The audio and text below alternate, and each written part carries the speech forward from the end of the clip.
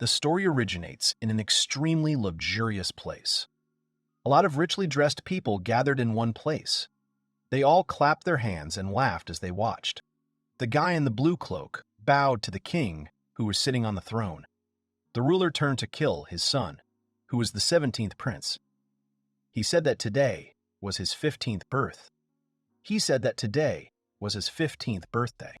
The king said that the guy had already become an adult, and to celebrate this day, he would grant him his own domain. He stated that Heal should go to this earth and heal it on his own. And so began the rather long and difficult journey of the young Heal. After packing up, he boarded a boat, on which he headed to his new territory. The guy looked at it in amazement, thinking that someone seemed to be joking with him. Hill was really horrified when he saw it. It was Sheol Reef. It takes 10 days to row a boat to get to the capital, and there aren't even pirates living there. There is no question of merchants because this island was too far from the capital. This island was more like just a big rock. Suddenly, he turned to the side where he saw a ship that was leaving very quickly. He looked at him in amazement, trying to figure out if they weren't even going to make sure that he swam to the island in one piece. Now it was his duty, the domain of the 17th prince of the Kingdom of Sanfaris. He swam closer and closer, noticing that there was not even a beach there. Heel didn't know where he could dock. At the same time, the 11th Prince of Alphas smiled smugly, after which he declared that this reef was just perfect for Hill. The 9th princess covered her face with a fan, after which she said that Senior Reef sounded interesting. Heel really doesn't have very good abilities, which could be called bad, but there is another reason why everyone laughs at him. Coat of arms. Every person is born with a coat of arms. His brothers have strong and beautiful coats of arms. For example, God of the Sword and King of the Sword, and, accordingly, a force equal to their coats of arms. Now they could be compared to the coat of arms of Heel. It was an unknown coat of arms, whose meaning they cannot understand to this day. It didn't make sense how much Heel worked on himself because he couldn't activate his coat of arms in any way. His father and brothers were outraged by this situation as Heel was bringing shame on the royal family. The guy awkwardly raised his head, after which he told his father that, with all due respect, he was interested in whether it was possible to send his representative there to manage the reef. The king sighed, after which he said that this was a task. The man waved his hand and declared that this was the word of the oracle. It could be considered that Hilo was simply banished from the kingdom that day. They were banished to an unknown place, to some mountain of stones. He was already beginning to think that it would be better if he were executed for treason to the kingdom. The next moment, he sighed, deciding that it was too early to think like that, and he was not ready to die. Suddenly, he noticed a good place where he might be able to dock. He needed to slow down the speed of the boat so as not to crash on the rocks. He sighed. The guy raised his hands, after which he deftly used wind magic. A small magic circle appeared in his hands. Despite the fact that he applied his strength, he could not create any special magic. The only thing it was enough for was the movement of a small feather that fell from a bird above. That was the real power of his magic. When wind magic is used, it should summon a strong gust of wind. But it does not work. He barely got there and went ashore, thinking that this was already a good start. The guy decided that he needed to move his stuff to a safer place. Heel saw the cave and decided to bring everything there, but he turned pale when he went inside. Inside the dark cave, he saw a lot of human bones and remains that lay at the bottom along with garbage and crates. The guy swallowed his saliva in horror as cold sweat flowed down his face. He looked at all the horror that was in the cave. After that, he immediately turned around, thinking that there was nothing else there, and he could hide the supplies there. So he did. After that, he sat on a box and from the cave began to look at how calmly the waves were beating against the rocks. It was beautiful. The birds were making noise, and Heel thought that this was a wonderful place where he was far from the hustle and bustle, and everything would be better if the situation were a little different. Suddenly, he slapped himself in the face, thinking that he was going to survive there no matter what. After that, he decided that he needed to figure something out first. When a ship sails by, he will ask them for help, and the ship cannot be from his country. So there is only a foreign or pirate ship to choose from. But if so, at best, he will become a servant. There are no trade routes there, and this reach is too far from the capital for anyone to fish there. Heal could not rely on his magic in any way, and therefore he needs to store rainwater and fish in barrels. He has enough food and water for a month at most. He opened the drawer, thinking that he had to clean up this cave. He also thought that he should bury the remains of those people. The guy took out a small pickaxe, thinking that he would try to dig with this tool. At that very moment, he received a notification that a mining tool had been received. He turned around, trying to figure out what it was. Hill gasped, thinking that it was like a voice in his head. He asked the unknown person to say something again. The words sounded in his head that he had received a mining tool, after which he was asked if he wanted to start mining. The guy was stunned, realizing that there was no doubt. He asked who it was. The voice said that it is the coat of arms of the King of the Cave and plays the function of an advisor. He explained that he was not a living organism. The King of the Cave is the coat of arms that Heal was born with, but it was unclear to him why he appeared now. Suddenly, he thought about it and realized that it was connected with the cave. He exclaimed that he had always lived in the royal palace and had never even come close to the cave.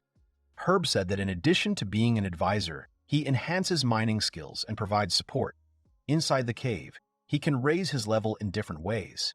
Gil, startled, asked Herb to stop. He thought he didn't understand anything, but he wondered what would happen if he said he wanted to start mining. Immediately after that, Gerb agreed and said that he was starting to optimize production. Hill was a little confused and asked what it meant. The next moment, he walked up to the wall, on which a bright glow appeared. Heal was very surprised. He asked what it was and why the wall was shining so brightly. Herb explained that the places where the white light shines are the most suitable for mining. Herb also said that the fossils would be easy to dig, and there would be no risk of collapse. Hill thought about it and then decided from where he would start digging. He quickly struck with a pickaxe. At the same moment, a large substance fell out of the wall. Heal was surprised that it happened from a single blow. Everything was as the advisor had said. It was very bright there, even though he was in a cave, so Heal asked if this was one of the supporting effects.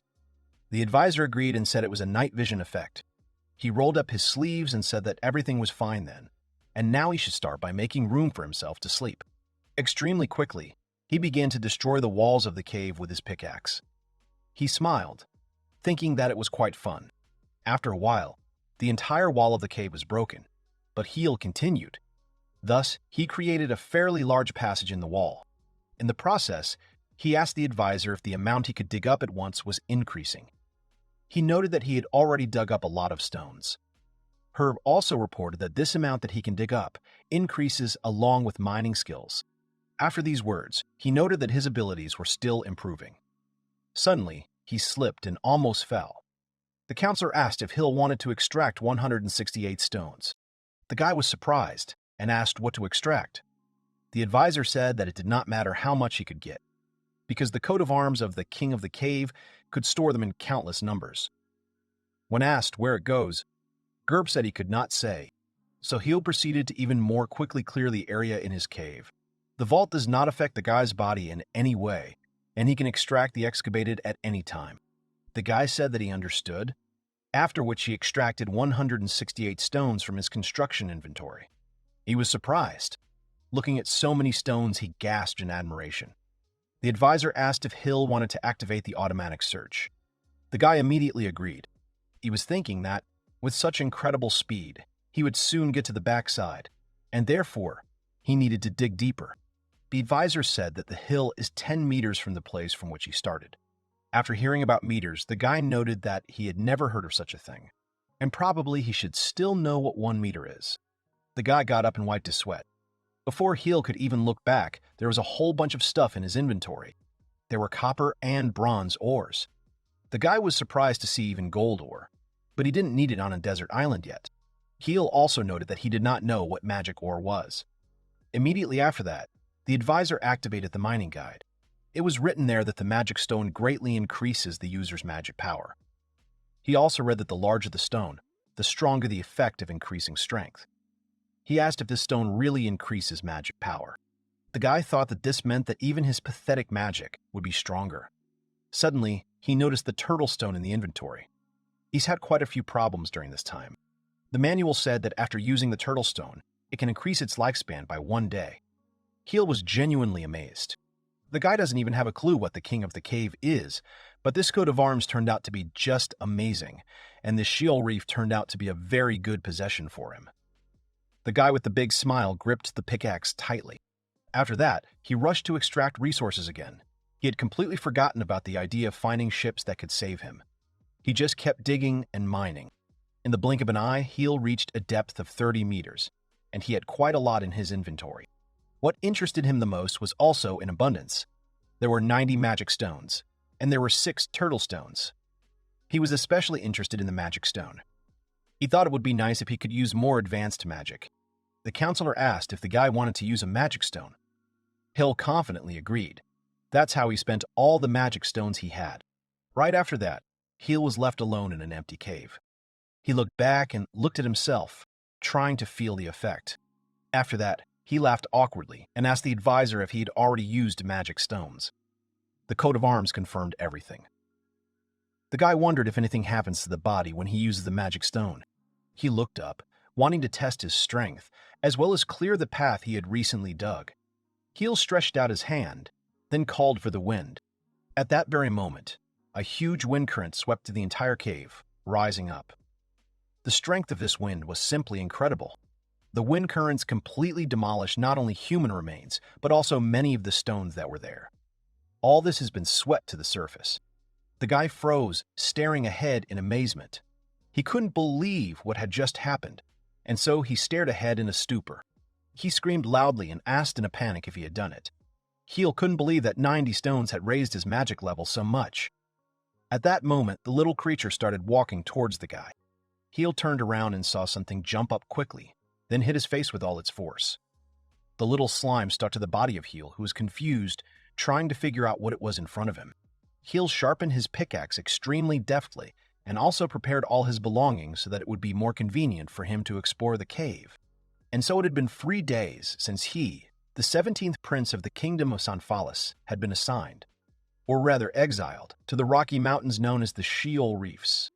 After Heel finished, he deftly put his bag on his back, noting that he had collected all the tools, and the food was already with him. After that, he smiled broadly and looked down at someone. He turned to Shell, saying that they were about to start a new mining day. The little slime swayed, looking at the prince. Right after that, Heel climbed on the shell, and together they set off. This little slime's name was Shell, and he was Heel's very first companion on this island. 3 days ago, when the guy first discovered Shell, he asked in amazement what it was. The little slime kept jumping around the guy. Heel looked at him, then calmed down a little and said that he had read about it. He said it was slime, and then asked if he jumped out because the guy's wind magic scared him. At that very moment, the advisor notified Heel that the first tamed monster had been found. He asked if Heel wanted to tame him. The guy was confused. Taming is a skill that makes monsters follow him. However, Heel has never seen it used. He doesn't work for hostile monsters, and anyway, in the guy's kingdom, all monsters are just hated. However, something else was bothering him. He squeezed his hand and put it to his chest, saying that in this unusual place, no one would be able to condemn him for sure. The advisor said that in order to complete the taming process, the healer needs to name the monster. The guy thought deeply, after which he said that the monster came from Sheol Reef. After that, he started repeating the name of the reef. When he came up with something interesting, he exclaimed that the monster was now called Shell. The guy said he was very pleased to meet you. The advisor said that the naming was completed and the shell was tamed. It was obvious to Heel that the monster did not understand human speech, but having another living creature next to him made him feel better. The guy waved his hand and said it was time for them to continue. This was exactly what the prince had thought of in the first place. He turned around and looked at Shell with a smile. He called the monster to him. The next moment, the monster hardened a little and created a fairly high and comfortable platform under the hill. The prince was a little confused about this. Shell turned out to be surprisingly very smart. He agreed with the monster and said that now he could reach such a height. He thanked Sleem. Heel used different gestures to tell the monster what he wanted, and precisely because of this, his mining business began to move much faster than before. In the last 3 days, the number of things he had dug up had tripled. He had used about 500 magic stones during that time. With his enhanced magic, food was no longer a problem. When the day came to an end, The guy lay down comfortably on slime inside, saying that it was incredibly pleasant. He carefully guided Shell so that he lay down more comfortably. During this time, Heel found 10 more slimes while he was digging. Being honest, Heel didn't think it would be easy to communicate with them, and so he assumed that his shell was special. He looked up at the sky, saying that it wasn't so important to him as long as they didn't get in his way. So he was going to dig tomorrow. The guy's day began with Shell actively waking him up and pushing him in the face. Heel got up and wished his friend good morning, after which he asked why he was jumping. At that moment, Shell pointed somewhere. At that moment, Heel turned around and gasped in amazement when he saw that someone was on the shore. He immediately climbed on top of Shell and rushed forward, asking if these people were okay. When he got there, he noticed in horror that these strangers were bleeding. They were green-skinned goblins. The guy noticed that their boat had crashed on the rocks. Suddenly, one of them started moving, and the guy was confused when he saw that they were alive. Officially, humans and goblins were enemies. Most people will immediately think about killing goblins, just like goblins. Hill turned and looked at Shell. However, Heel was different. He told Slim that everything was fine, and he wouldn't feel good if he left those goblins there to die. Heel raised his hand and used recovery on them. When the guy had done all the important things, he picked up the goblins' bodies and, with the help of Shell, carried them into the cave. The guy covered them with blankets and left them to rest. Heel sighed, because now their lives were out of danger. The guy turned around and told Shell out of the corner of his eye that the monster would inform him if there were any changes in the condition of these goblins. He wondered if he was being too careless because if they woke up and attacked him, it would be dangerous. However, he could use medium-level magic now, so he hoped that everything would be fine. He felt a little anxious. The guy gripped his pickaxe tightly in his hands, thinking that he would just dig, and thanks to this he would calm down. He was hitting the rocks and walls of the cave with his tool more and more. He hit the stones extremely hard with the pickaxe again. He sighed, thinking that mining was wonderful because it made him forget about everything else. He felt very good when he checked his inventory. The guy wondered if there were any new stones there. There he saw the Misoki stone and the Shining stone. One of them got rid of curses, and the other was glowing all the time. Heel noted this, however. He had night vision. There was also no one there who could curse him. He sighed, thinking that it was not so important, because it was still nice to find new things. Heel was about to return to the company, when suddenly Shell came down to him. The guy turned to his pet in surprise, then looked up and asked if the goblin had woken up. He climbed on top of the shell, and together they went upstairs. Heel immediately heard the screams. Someone was shouting at the princess to let him go. The girl told the general to stop, because he can't just eat someone else's food. The third goblin agreed with the princess, saying that they should discuss everything. The next moment, the largest goblin of the three turned to Hill and asked who was there. The princess told the general to put down his weapon, because this man had saved them. The goblin exclaimed that he simply could not do it, because this man was dangerous. In a panic, Heel noticed that they spoke the same language, and he assumed that they were also from the Baleon continent. However, something was bothering him. He shouted that the goblin should stop, because the guy did not plan to do anything with them. The general ordered Heel to step back, because he simply could not trust a man. The guy immediately noted that he had a feeling that they were not hostile, but rather afraid of him. The general immediately said that this man was up to something, because otherwise he did not understand why Heel was mocking them. The guy froze, trying to figure out what it meant. He turned around and looked at Shell, who immediately stood up. He saw himself in Slime's reflection, after which he couldn't help but notice the fact that this guy looked incredibly dangerous. Heel began to panic, thinking that because he was so into digging, he had become something inhuman. He immediately apologized to them and said they could eat his food. He decided something and turned towards the water. Heel quickly used lightning to kill the fish, and then collect it with the wind. He picked her up with a smile and said they should eat the fish he caught. The general was taken aback and asked why Heel didn't just kill them right away, since he could use such strong magic. He just told the guy to kill them quickly. At this time, the little princess called the general and asked why he decided everything so quickly. However, she couldn't finish the sentence. The girl fell at the goblin's feet, breathing heavily. Both goblins immediately rushed to the princess and began to scream loudly, trying to wake the girl up and bring her back to consciousness. Heel was very confused. The guy looked at the goblins in disbelief, who were drooping, and then asked if the girl's wounds had not completely healed. The old man paused, then said that this was not the case. Goblin revealed that their princess was cursed with a life-shortening curse. Heel immediately froze when he heard about the curse. The old man burst into tears and apologized to the general, saying that the time had come. The man also began to sob. They started talking about how they just couldn't let the princess die alone, and therefore they would follow her too. They declared that they would receive the punishment of the ancestors in another world. Hill, watching this, was amazed at the thought of what they had decided to do to themselves. He shouted loudly for them to stop. The guy quickly said that he might be able to extract the poison from her body. The general turned around and told the guy not to lie, because they had already tried everything. Heel said he hadn't used it before, but it's worth a try. The next moment, the guy took out one of the measly stones and used it on the princess. The girl immediately shone brightly, which greatly amazed the goblins. Heel thought about it and said that her life expectancy had also been reduced. He immediately spent 79 turtle stones on it, and kept 10 for himself just in case. The general looked at the guy in amazement and asked what kind of light it was. Heel quickly reported that the measly stone had cured the girl's curse. The goblin looked at the guy and asked where he got this stone in the first place. Suddenly, someone's voice rang out. The general, Heel, and the old man looked at the girl in amazement, who got up and asked in disbelief what had happened. The princess said that she already thought she was dead. At the same moment, loud screams rang out in the room, followed by apologies. The general bowed low, hitting his head on the floor, and then apologized for what he had done. He also called Heel the savior of their princess. The goblin was very confused, because he did not know at all how he could apologize for his act. Heel smiled and built a fire, telling the others that they should go to him and eat something. He stated that they hadn't even met yet. The guy was also amazed that the general had punched the floor with his head. He thought goblins were scary.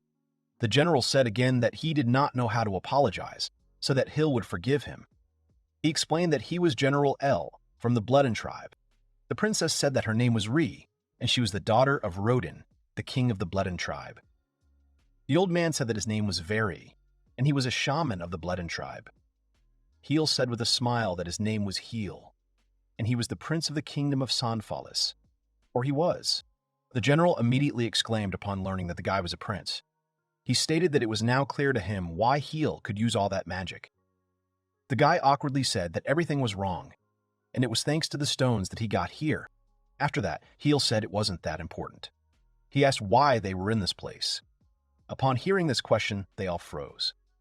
The general said heavily that their hometown had been burned to the ground by the orcs. Almost the entire ruling family was killed, and only Princess Ri was able to survive. They had been looking for a place to stay for the past year, but the other clans did not accept them, and the people, of course, drove them away. They and the other survivors have headed to a new world, but they don't even know if the others are safe. Veri spoke heavily about this dilapidated ship. Ri turned around and told the old man not to blame Al. She said that if they had stayed on land, their fate would have been the same. Veri turned around and said that the girl was right, after which he apologized to her. The girl turned to Hill with a smile, after which she sincerely thanked him for saving monsters like them. The guy froze when he heard how she addressed herself. Hill just said that everything was fine. Ri said that she already knows that she won't live long anyway. And yet, this pain in her chest has disappeared, and she is very glad that she can now die in peace. Veri and Al just smiled. Heel agreed, after which he confidently stated that it was too early to give up now. The guy told me that there are still turtle stones here, and there are a lot of them underground. They can extend the life of the Ri for as long as they want, as long as they have these stones. The general asked in amazement if this was true. Hill explained that if he dug at this rate for a whole week, he might be able to get more than a year in the form of stones. Vari and Al immediately exchanged glances. The general said he was well aware that he was asking too much, but he would like to know if Hill would allow them to dig too. The guy was a little confused, but very easily agreed to it. Al and Veri immediately fell to their knees, sincerely thanking the guy for this. The princess asked in confusion, why is he giving them something so precious? Hill explained that she shouldn't worry, because he only digs because he likes it, and he's also very lonely alone. Hearing this, Ree couldn't hold back her emotions and cried bitterly. The princess lowered her head and sincerely thanked the guy. He also thought that it was really a small matter, but he did not know what to do now. He has ice axes, but if they dig somewhere in a strange place, they may collapse. Suddenly, the advisor said that the guy can often grant blessings from his effects to the monsters that he tames. Of the related effects, he will get improved mining, increased experience, optimized digging. When they heard about the idea of domestication, they were very confused. Hill explained that this way they could dig together. He also added that they can refuse, because he does not insist. He will dig himself and give them as many stones as they need. Al immediately said that everything was wrong, and he and Very would serve him. However, he did not want the princess to be a part of it. Suddenly, Ree rushed forward and asked for the opportunity to serve the guy herself. The goblins were amazed. The girl said that she simply could not sit and let others work for her, because she also wanted to repay Heel somehow. The girl turned to him and asked him to give her a new name. The guy laughed awkwardly, thinking that she didn't need to worry so much about it. However, if she wanted to, she could always stop. From that day on, Al's name was Alvan. The goblin said he would protect him from now on. Very became Varys. He said he would be honored to serve Hill for as long as his age would allow. Ree was now called Rihanna. He asked the girl what she thought about it. She was delighted and said that she promised that Rihanna would offer him everything she had. They went underground after they finished eating. Hill thought that he just wanted to get back to mining. The guys were very surprised when the guy took out a torch. This item was in his inventory, and he explained that he would teach them while they were digging. Goblins didn't have night vision, so he made a simple stone torch. Varys was very surprised when he noticed that the cave was glowing in some places. Rihanna said it was very beautiful. Hill explained that these were places where it was safe to dig, and he would show them everything. After that, he quickly struck with a pickaxe. At the same moment, a huge area of the mountain cracked until it completely collapsed, collecting everything in Hill's inventory. When it was over, there was a hole in the wall. The goblins were genuinely amazed. Hill said he doesn't usually start like that, but when they get used to it, they can dig as well. He also said that the stones are not collected automatically. The guy turned to Shell and asked if he could give instructions to other slimes. He said that they need to try because practice improves. The guys quickly agreed and got to work. Since that very day, the cave has become much more lively. A large number of people gathered in one place. They all threw Heel to the ground, after which he fell painfully. The aristocrats laughed at him and threatened the guy. Heel wanted this weakling to get out of his way. After that, he noted that this would apply to a large number of such people. They were all grinning, using magic to hurt the guy even more. He just stared at them in horror and wiped the blood from his face while the little creature hid behind him. The guy tightly clutched a small bottle of liquid, completely lost in his thoughts. Because of how much he was concentrating, the guy didn't even notice someone calling him for a long time. Hill looked up and looked at Rihanna, who was calling him. The girl anxiously asked him if everything was all right. Alvin also asked if it was possible that Heel was tired because he had already dug up a lot today. The guy tightly clutched the pendant with the bottle, after which he said that everything was wrong, and he just plunged deep into thought. Afterwards, he said that thanks to his king of the cave, he could dig all day without even getting tired of it. Rihanna looked at the guy, then sighed and said that he really shouldn't work so hard. Heel agreed, after which he asked in surprise what had smelled so delicious. Rihanna quickly showed an extremely appetizing apple pie. The girl said that they would eat it today. Hill, Alvin, and Varys sighed in admiration. It's been 3 days since Heel met these goblins. They've already done a couple of things since then. The 3 of them made themselves a bathroom, a reservoir, as well as a fairly simple but comfortable kitchen. The guy took a small fork, then ate a piece of pie. He was thinking that thanks to this kitchen, he could eat the food that Rihanna was cooking. When the guy started chewing the pie, he gasped in amazement, which scared the girl. The next moment, Heel gripped the fork tightly in his hands and blushed slightly, saying that it was incredibly delicious. Rihanna sighed calmly, after which she noted that she was very glad that Hill liked her cooking. It was only thanks to Rihanna that all the products that Heel brought with him were not just cooked or baked, but turned into delicious food. Alvin raised his fork with a smile and said that he never would have thought that the prey could be so fun. Varys sighed and agreed. after which he said that it was all worth it because they were prolonging the life of their princess. Rihanna smiled warmly, then called Alvin, Varys, and Mr. Heel by name. She sincerely thanked them all for what they did for her during such a difficult time. As time passed, the situation gradually began to improve.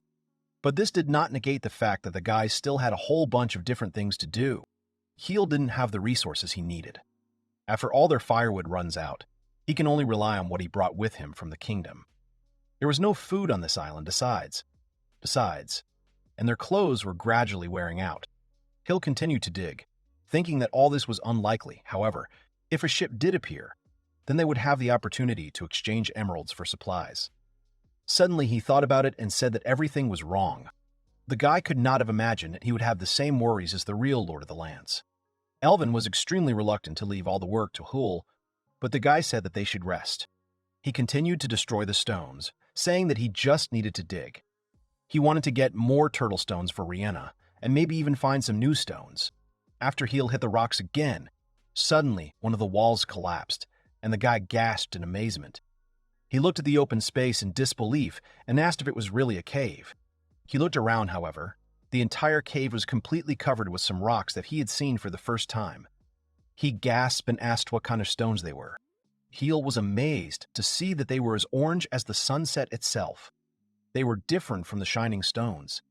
He stepped forward and found that there was earth on the floor. He asked why she was there. Suddenly he heard a sound and raised his head. Right in front of him was a huge monster that looked like a giant spider. The insect hissed as Heel froze in a daze. Heel couldn't believe that there was a spider in front of him. It was huge, and the guy decided he was going to eat it and he was going to die. He raised his hand and wanted to use magic, but the monster ran away extremely quickly, which amazed Heel. He looked inside, where he saw a lot of very small spiders. The guy gasped and apologized, realizing that it was a spider's nest. It became clear to him that it was protecting its children. Suddenly, he received a notification that a new, tame monster had been found. At this time, Alvin was warming up when he suddenly heard Hela. He was glad that the guy had changed his mind about working. Suddenly, they all froze, looking at the guy. Hill stared at them in disbelief while there was a huge spider behind him. The guys shouted loudly that there was something behind the hill. The guy smiled and apologized for scaring them. He explained that it was Taryn and her children who had just joined them. Barris gasped, saying that it was a cave spider. He could not have imagined that there was such a big one as a battering ram. Heel asked if they were smaller on the continent. Varys said they were usually the same as him. Their web is stronger than iron, and they have a very strong poison. They are very dangerous and also feed on humans and monsters. Heel was surprised when he found out about it. Heel said that in the past, he had been told to be careful if there was earth in the cave. Varys explained that this is the land of cave spiders, hinting at food waste. He gasped and said he understood. He also explained that the floor of the cave where he found them was covered with it. Varys was a little surprised, but noted that this was good news. Varys explained that the spider thing is much better suited for growing crops than the earth. Heel gasps and said that then she was perfect for farming. Varys was thinking about where to grow crops on an island full of rocks. Hill said he wanted to show them something. He asked the guys to follow him to look at the tunnel. Inside, they saw a long staircase leading down. Rihanna asked where it came from. Heel also said that he had tried out the new functions of his coat of arms. He had raised the second rank and therefore could now shape things during mining. It was easier for him to walk along this path than through an uneven tunnel. He also gained the ability to handle inventory. The trained monsters also had night vision now. Alvin said it looked like they would have more worries starting tomorrow. Varys agreed that they had a lot to do. Hill also asked what the guys thought about the welcome party for Taran tomorrow. Rihanna agreed and said she wanted fried fish. And so the plan to change the island was approved. Alvin and Varys forged pickaxes. The old man didn't have enough knowledge to make the same ones as the original. Hill said that the creation of tools is already an achievement. Rihanna began to knit spiders from the web. She knitted good towels, and she could also make a futon. Hill appointed Taran as the head of agriculture, and suddenly she had a new unexpected talent. She was incredibly fast at digging, and Heel noticed that even the king of the cave couldn't take her lightly. Then something happened. A small sprout appeared on their territory, which began to grow instantly until it turned into an apple tree. It happened in a matter of seconds. Heel did not think that the effect would be so significant. The orange stones they found in that cave turned out to be sunstones that accelerated the growth of living creatures. Varys assumed that was why the ram was so big. Heel couldn't find them in other places, so he should have taken care of the stones. The guy asked Rhianna if she was busy. He entrusted the sunstones and plantation planning to Rhianna. The girl wasn't sure if he really wanted to entrust it to her. She exclaimed that she would not let him down. He was worried that she was worrying too much, but because of that, he could trust her. He went underground and thanked Shell for the quick descent. Everyone does what they do best. Thanks to this, he could devote himself entirely to mining. His goal was to get as many turtle stones as possible. Rhianna already has 5 years of life, but she told him she was 15, just like him. He was sure that she wanted to live a long life. He's the best earner, and therefore he has to work harder. Suddenly, he noticed an unfamiliar white stone and decided to dig it out first. Suddenly, he gasped in amazement. It was a dragon sphere capable of resurrecting the dead. He didn't believe it. Heel quickly called Tirana and the others to dig with him. However, they couldn't find any other dragon realms. He said it was understandable, and it would be very scary if they could resurrect everyone. He picked up the sphere and said that he would take it outside, because if he died, he would not be able to get it out of the inventory. Suddenly, he heard Alvin calling him. The guy asked what happened upstairs. He left the stone on the ledge for a while, then ran upstairs. At this time, a small stone rolled down. Alvin exclaimed that their clan ship was nearby. Hill ran out startled and asked if that was the case. Alvin pointed with his finger. One ship was restlessly staggering in the sea, which was sailing towards the guys. Heel saw and noted that they had all survived. Rhianna began to cry, saying that she already thought they were dead too. Alvin exclaimed that it was wonderful, because his daughter was there too. Heel said it would be dangerous for them to dock here, and therefore they should take their ship. Alvin agreed, and then asked if the guy was sure. Heel said he doesn't use it. After that, he handed them a bag of jewelry. The guy said they should take it as a parting gift.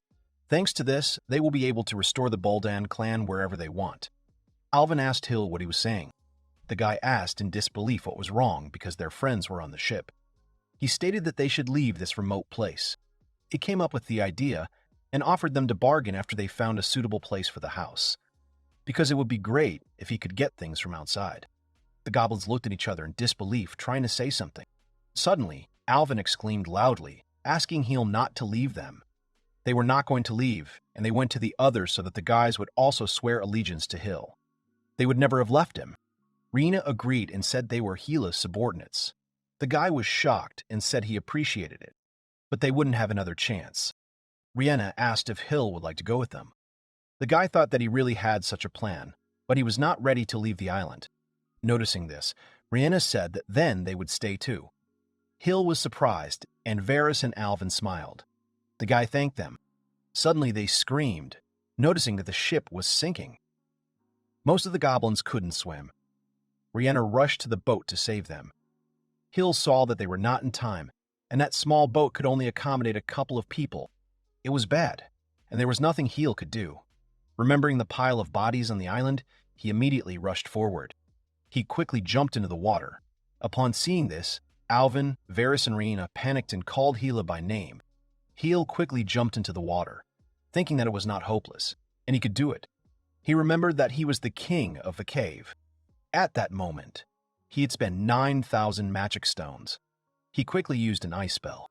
Extremely quickly, the ice spread forward, stopping the ship's fall as well. Varys, Alvin, and Rhianna were amazed. Hill was delighted.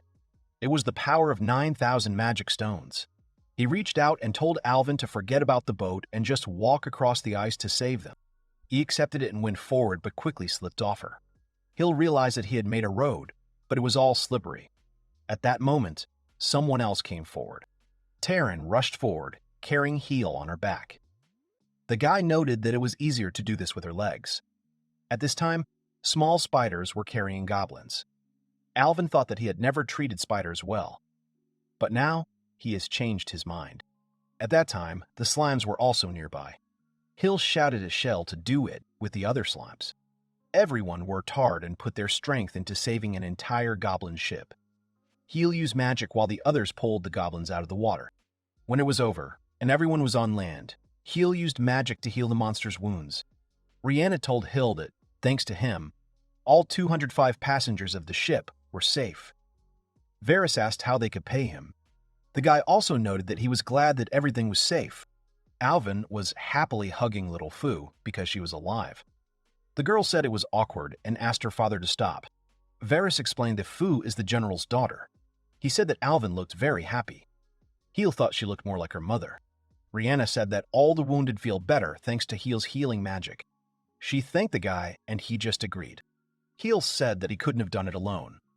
Tarn and spiders. Shell and slime. Rihanna, Elvin, and Varys. They all saved the Baldan tribe. He thanked them with a smile because at that time he managed to save them. The guys were touched, and Varys said that the guy was too kind. Suddenly, he also asked who was behind the guy. Keel turned around and saw a middle-aged man he didn't recognize. The guy asked if the man was on the ship. Varys said that he had not received such a report, and he was wondering if Heel had met with any cave. The guy also hadn't seen him before. He also did not understand why the man was without clothes. Hill introduced himself in disbelief, and then asked who the man was. The stranger just turned away. He went to everyone and started eating. Rihanna assumed he was hungry and decided to cook more. Hill thanked her. Varys asked who it was. The guy thought about it, then said that they should just put it on. The next day they started working again. Heel said with a smile that this should definitely be enough, and they could bring everything in. In an instant, it turned into a dining room. Their population has increased by 205 people, and therefore Heel has prepared new rooms. He tamed everyone in the Baldan tribe. The circumstances might not have been the best, but he was genuinely glad that the island had become much more lively. However, the news was not only good. They found only a few supplies at the shipwreck site. Therefore, they are very busy increasing the production of necessities and tools.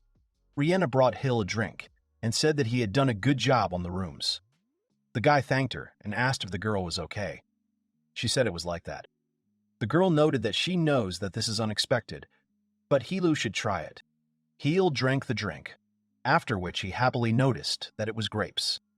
Rihanna said she used a sunstone on a grape seed she found in the boat. The guy said it was wonderful. He never thought he would drink fresh juice there. Rihanna said it was still a small plantation, but in a few years it would be full of fruits. Upon hearing this, Heel praised her because she is already thinking about the future. He said he was sure she could handle it. Heel also said that if she needs help, she can always tell. The girl said she would do everything in her power. At this time, the goblins shouted at the man, asking what he wanted. They said all he does is watch. The goblin told Mappa to bother someone else. Hill recognized the old man with no clothes in the map. Rihanna agreed and said that's what everyone calls him. Mappa looked at the tools and spread his arms. Goblin put the hammer in Mappa's hands and said that if his work wasn't good enough for a man, then he should try it himself. Map took the hammer in his hands, after which his eyes lit up. All the guys gathered and carefully watched how the map worked. Hill, looking at the man, noted that he seemed to be good at it. Map swung his equipment. After that, he began to strike extremely fast blows at the pickaxe, which greatly amazed all those who gathered nearby and watched. Immediately after that, he dipped the weapon into the water and quickly sharpened the blade. The pickaxe came out so elegant and beautiful that it looked like a real work of art. Although the pickaxe is just a basic tool, Hill took a new pickaxe and walked forward, wondering if this tool would be able to break the stone. He turned around and told everyone to see that he had a regular pickaxe on his right and a map on his left. At the same moment, he hit the stone with both picks. Immediately after that, his doubt disappeared immediately. The mark left by the map's pickaxe was much larger than that of an ordinary pickaxe. Heel said that it is made of ordinary iron, and therefore he does not understand how Map was able to do this. The man just gave a thumbs up. At that moment, Heel noticed something unusual. He went up to a tall stone and said that he could be sure that he had left his item there. Rihanna turned around and asked in disbelief what had happened. The guy asked if they had seen a round stone nearby. Because of all the commotion, he had completely forgotten about it. The guy gasped in amazement when he noticed a human-shaped pit in the stone. He wondered if this could be true. He didn't notice because of the shadow of the rocks, but it looks like there were rocks there. That's how Heel realized that the Dragon Ball had resurrected Map. He sighed, thinking that he should be glad that they now had another loyal comrade. Thanks to Map's tools, the guys were able to enlarge the shore. They also dismantled the ship and began to rebuild it. They have been successful in some cases. Besides, they started to dig a lot more. They even found new slimes and tamed them. Now they are helping with transportation. Heel would like to say that everything was going great, but the problem was that they were finding fewer and fewer turtle stones. Rihanna said with a smile that she already had enough turtle stones. However, they increased the princess's life expectancy by only 10 years, and Heel was firmly convinced that the girl wanted to live on. Suddenly, Heel sighed heavily and told Shell that this was not true, and in fact, it was the guy who wanted Rihanna to live longer.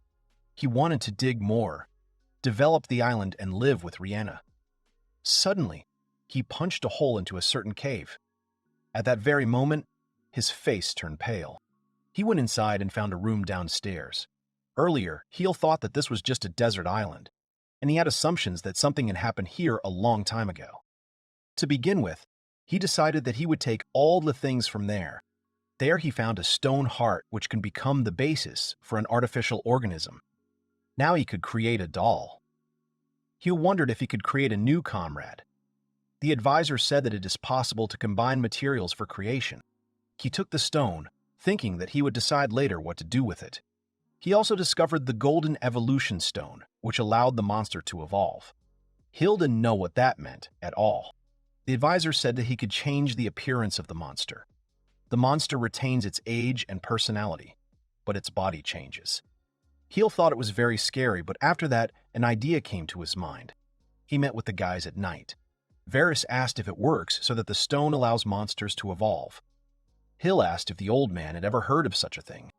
Varys agreed and said that every goblin knows about it because it is described in their legends. Alvin also thought about it after it was mentioned. Varys looked at Heel and asked if the guy knew about species that looked very much like goblins. The guy thought about it and asked if Varys was talking about hobgoblins and leaf goblins. Varys agreed and said that they were ordinary goblins. But those who wanted more power turned into hobgoblins, and those who wanted to live deep in the forests turned into forest goblins. And all this is thanks to this stone. It was because of this that Heel understood what evolution meant. The guy looked at Alvin and asked if he was a hobgoblin. The man said that this was not the case, and he had never used this stone, but was simply born with such a body. Varys said that he previously believed that he existed only in legends, and he is surprised that he actually exists. According to the King of the Cave, it allows the monster to get a new body, and also extends its lifespan. The guys were very surprised. Hill looked at them and asked if they wanted to test it on the princess. Varys was interested, but too attached to his body. Alvin said his body was too good to change. The princess said that she wanted to help Heel in any way, for example, with magic. However, she couldn't use something valuable. Varys said it wasn't a bad idea. Goblins can't use magic, but maybe if it evolves, then everything will work out. Heel said that if she could use magic, it would help him a lot, but above all, he wanted her to live a long time. The girl thought about it, and then said that she wanted to evolve. Heel said with a smile that everything was settled. Rihanna took the egg in her hands, after which she thought that she wanted to be with Mr. Hill for a very long time. Everything shone around, and the guys were amazed. The light was incredibly bright, and when it was over, Heel opened his eyes. Everyone watching was amazed. The guy asked if it was Rihanna.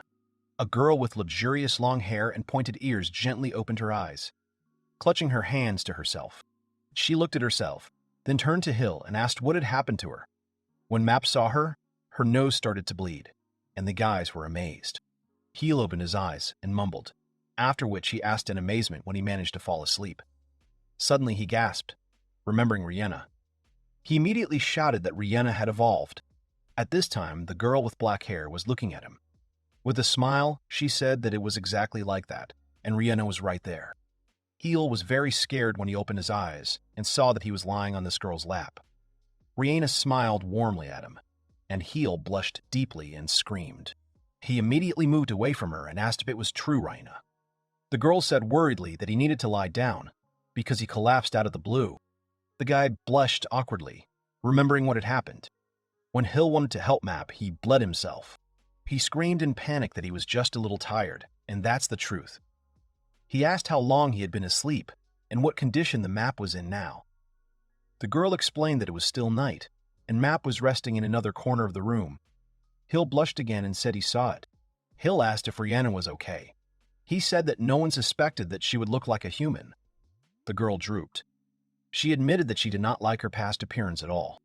She was cursed as a child, which made her sick, and her growth stopped. Her beautiful sisters laughed at her, and her parents tried to help at first, but later they also began to reject her. Therefore, there was no doubt that the moment she used the evolution stone, she wished to be beautiful. The girl apologized guiltily to Hill for using such a precious stone according to her selfish desire. The guy thought about it. He also added that he does not know how to say this, but he feels that he has changed since he arrived on this island. So it's great if Rihanna feels like she has a new life too. He also asked if it wouldn't be a waste of time if she evolved but didn't get the body she wanted. She sincerely thanked the guy. The girl took his hand and said that her body, her life, and her name, all this was given to her by Heel, and therefore, she offers him everything she has. The guy blushed, but also took her hands. The next moment, Heel blushed deeply, noticing that Map had woken up and was watching them. Obviously, the Baldan tribe was also shocked by Rihanna's evolution. The girl wore an extremely beautiful dress. She said it was made of taran and other spider tissue. Rihanna looked at the others and asked what they thought about it. Hill blushed, looking at Rihanna. Alvin and Vera saw how she was undergoing evolution, but many could not believe that it had passed so suddenly. But when they saw how hard she was working, they soon quickly realized that this was really their Rihanna.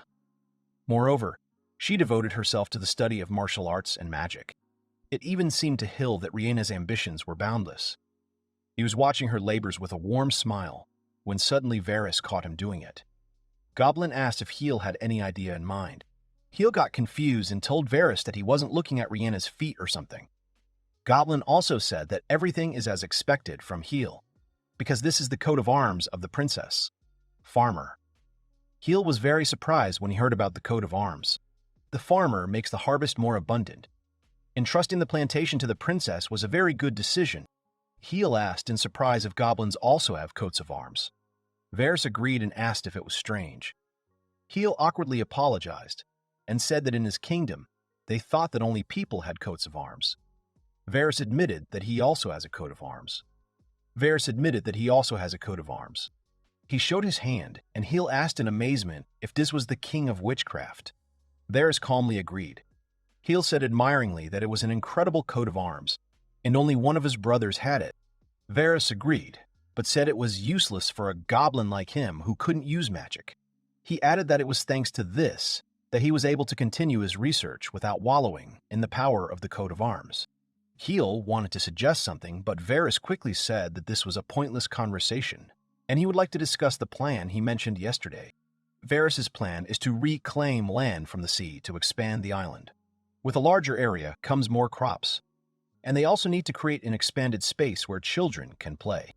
Varys called Heel and said that if he had the raw materials, he could do something. He said he wanted to try something, so Heel could leave it to him.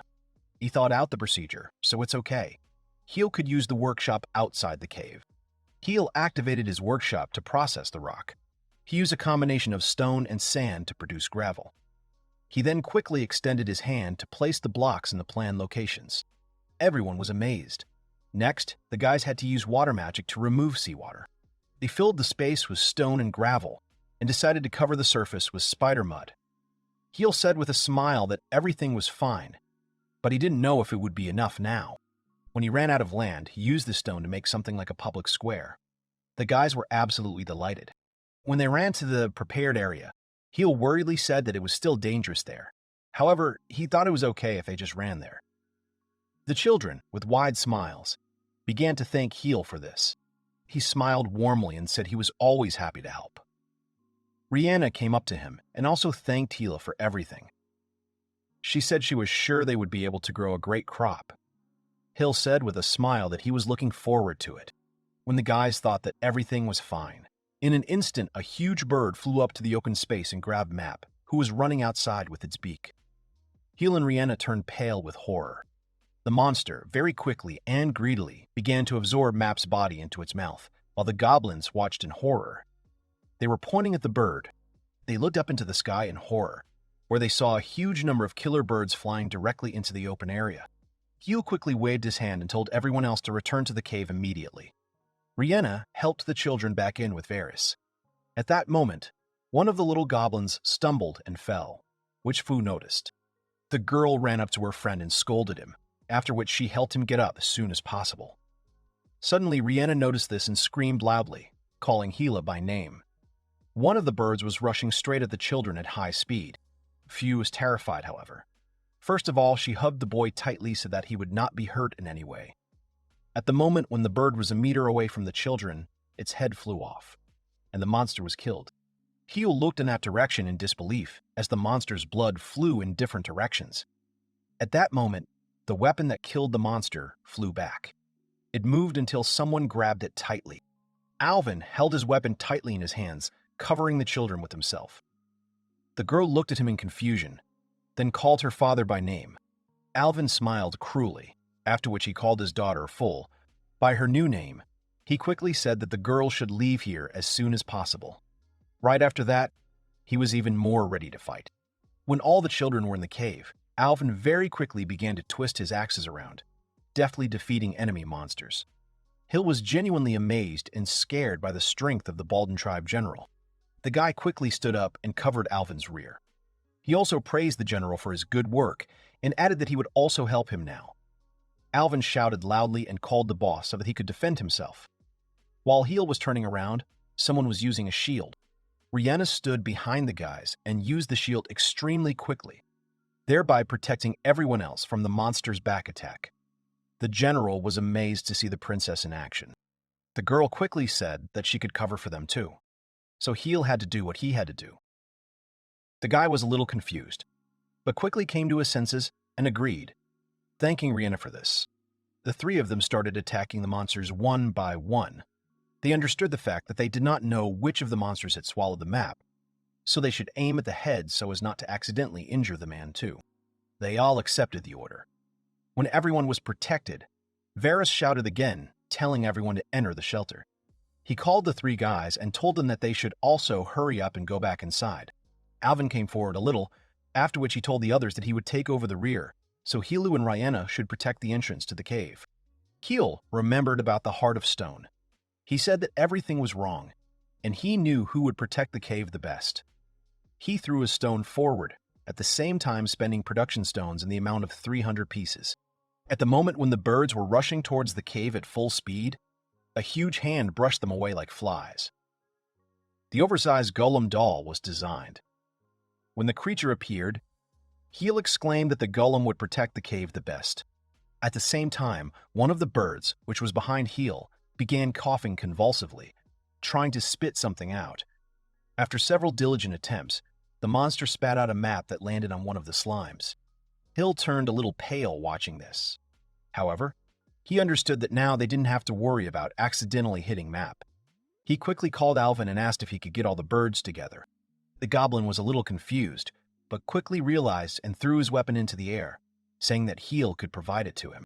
With his dexterous movements, he twisted the rope that was attached to his weapon around the birds, which made them more confused until they collected a huge, live ball.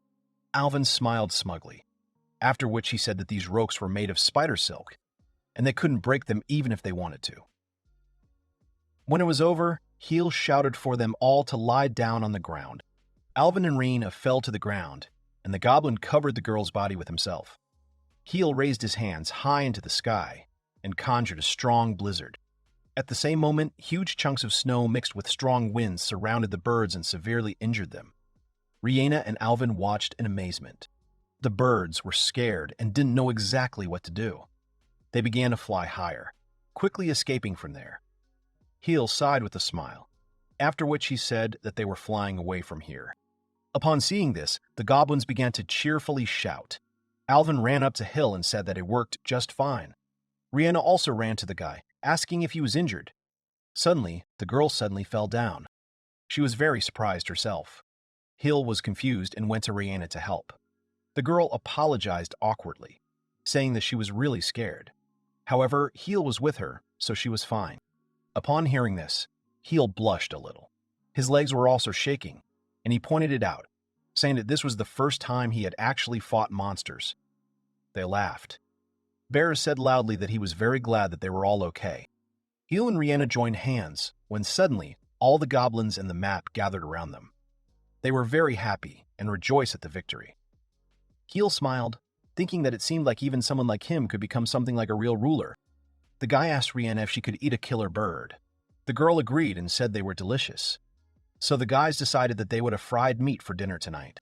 Pretty quickly and deftly, the little goblins butchered the bird. They separated the feathers and cooked the meat for consumption, making delicious dishes. Alvin grabbed Hill by the shoulder and then said that he would like to thank their boss. The guy was a little embarrassed by the attention. At night, the guys all gathered around the campfire, where Rhianna cooked fried meat. They were all very happy when they started eating. They were looking at a crowded table, on which there was just a huge amount of meat in various forms. That night, when they fought off the killer birds, they had an unprecedented banquet. Rhianna turned to Hill with a smile and said that he should start eating too. The guy agreed a little awkwardly, looking at the piece of meat that he was holding in his hands. The guy looked at the meat carefully, thinking that he had never tasted monster meat before. But this color and smell were just incredible. Keel took a small and extremely careful bite, after which he began to chew the meat. The next moment he gasped in admiration, thinking that he no longer had any doubts about this. Rhianna laughed contentedly, noting that Hill liked everything. The girl also said that they also have soup. The guy happily said that it was just great. Heel was diligently praising all the food. Suddenly, he noticed something in the soup. Then he looked at Rhianna and asked if it was really the same meat. The girl gasped, not checking that he noticed it. Rhianna said that the killer bird has different tastes depending on the part they eat. It can taste like 3 different animals.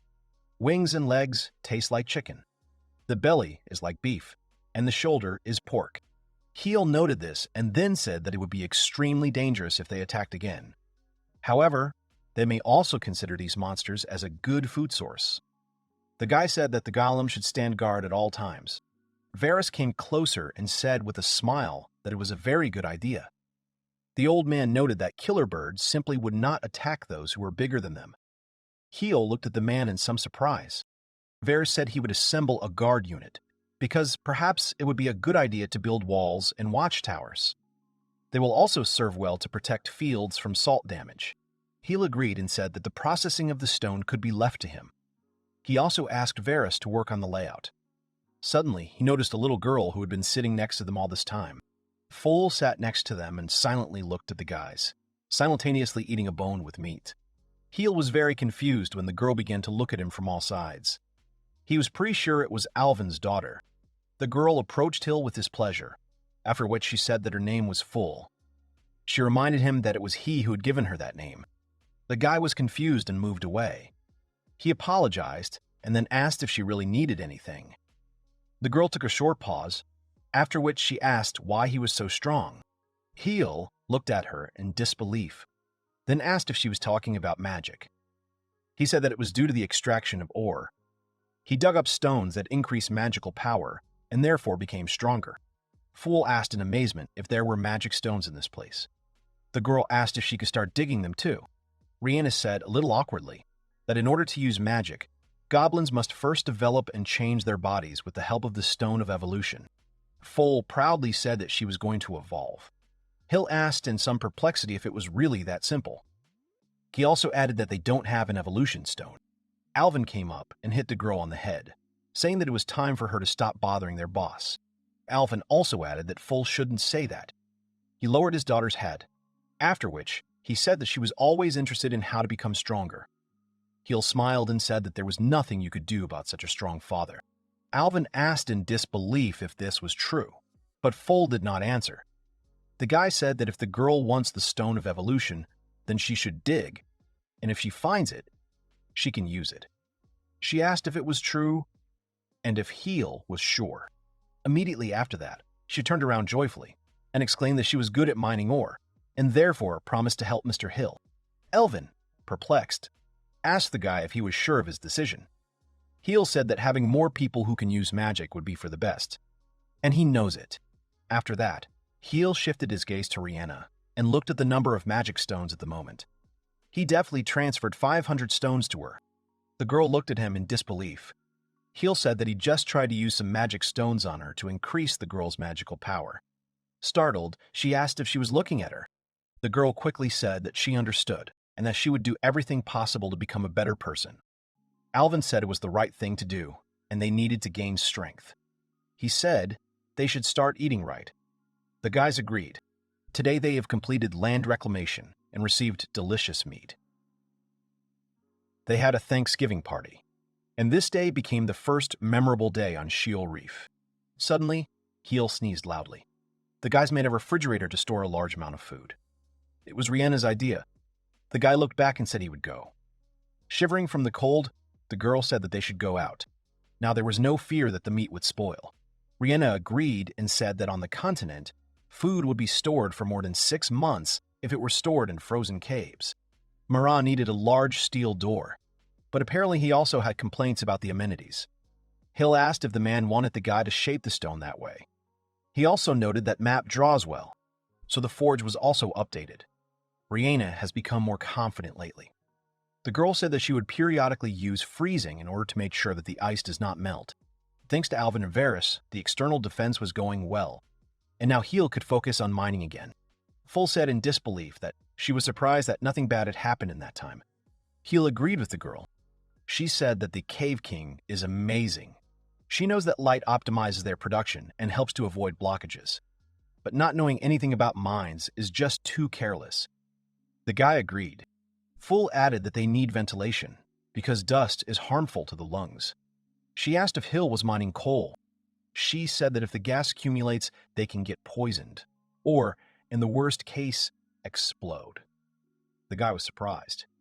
There is an air supply device outside, and they need to ask Map to build it. Hill said it would be very helpful. He noted that Full knows a lot about mines. The girl said that she has been working since childhood, after which she showed her coat of arms. This is the coat of arms of the miner. She can dig too, but it's no match for the Hill Cave King. However, Full could dig. Hill said it was encouraging, and if she noticed something, she should tell him. The girl agreed. Full is experienced. She may be lagging behind in quantity and speed, but she works very efficiently, and her intuition in mining ore is simply amazing. He felt that she was his biggest rival since Taran. Suddenly, the girl thought about it and asked if Heel had a father. The guy quietly said that he was. She said she was sure he was a great man. Hill was silent. Hill was afraid of his father and brothers. It is true that he has acquired incredible magical powers, but this is a family with unlimited power that dwarfs even what he has. Hill asked if Full wanted to become stronger than his father. The girl said she didn't care, and then returned to work. Hill noted that it was easy to read. Suddenly, he noticed that he had found something and asked if it was really a karst cave. Full said she did it, and there's something there. The cave was huge.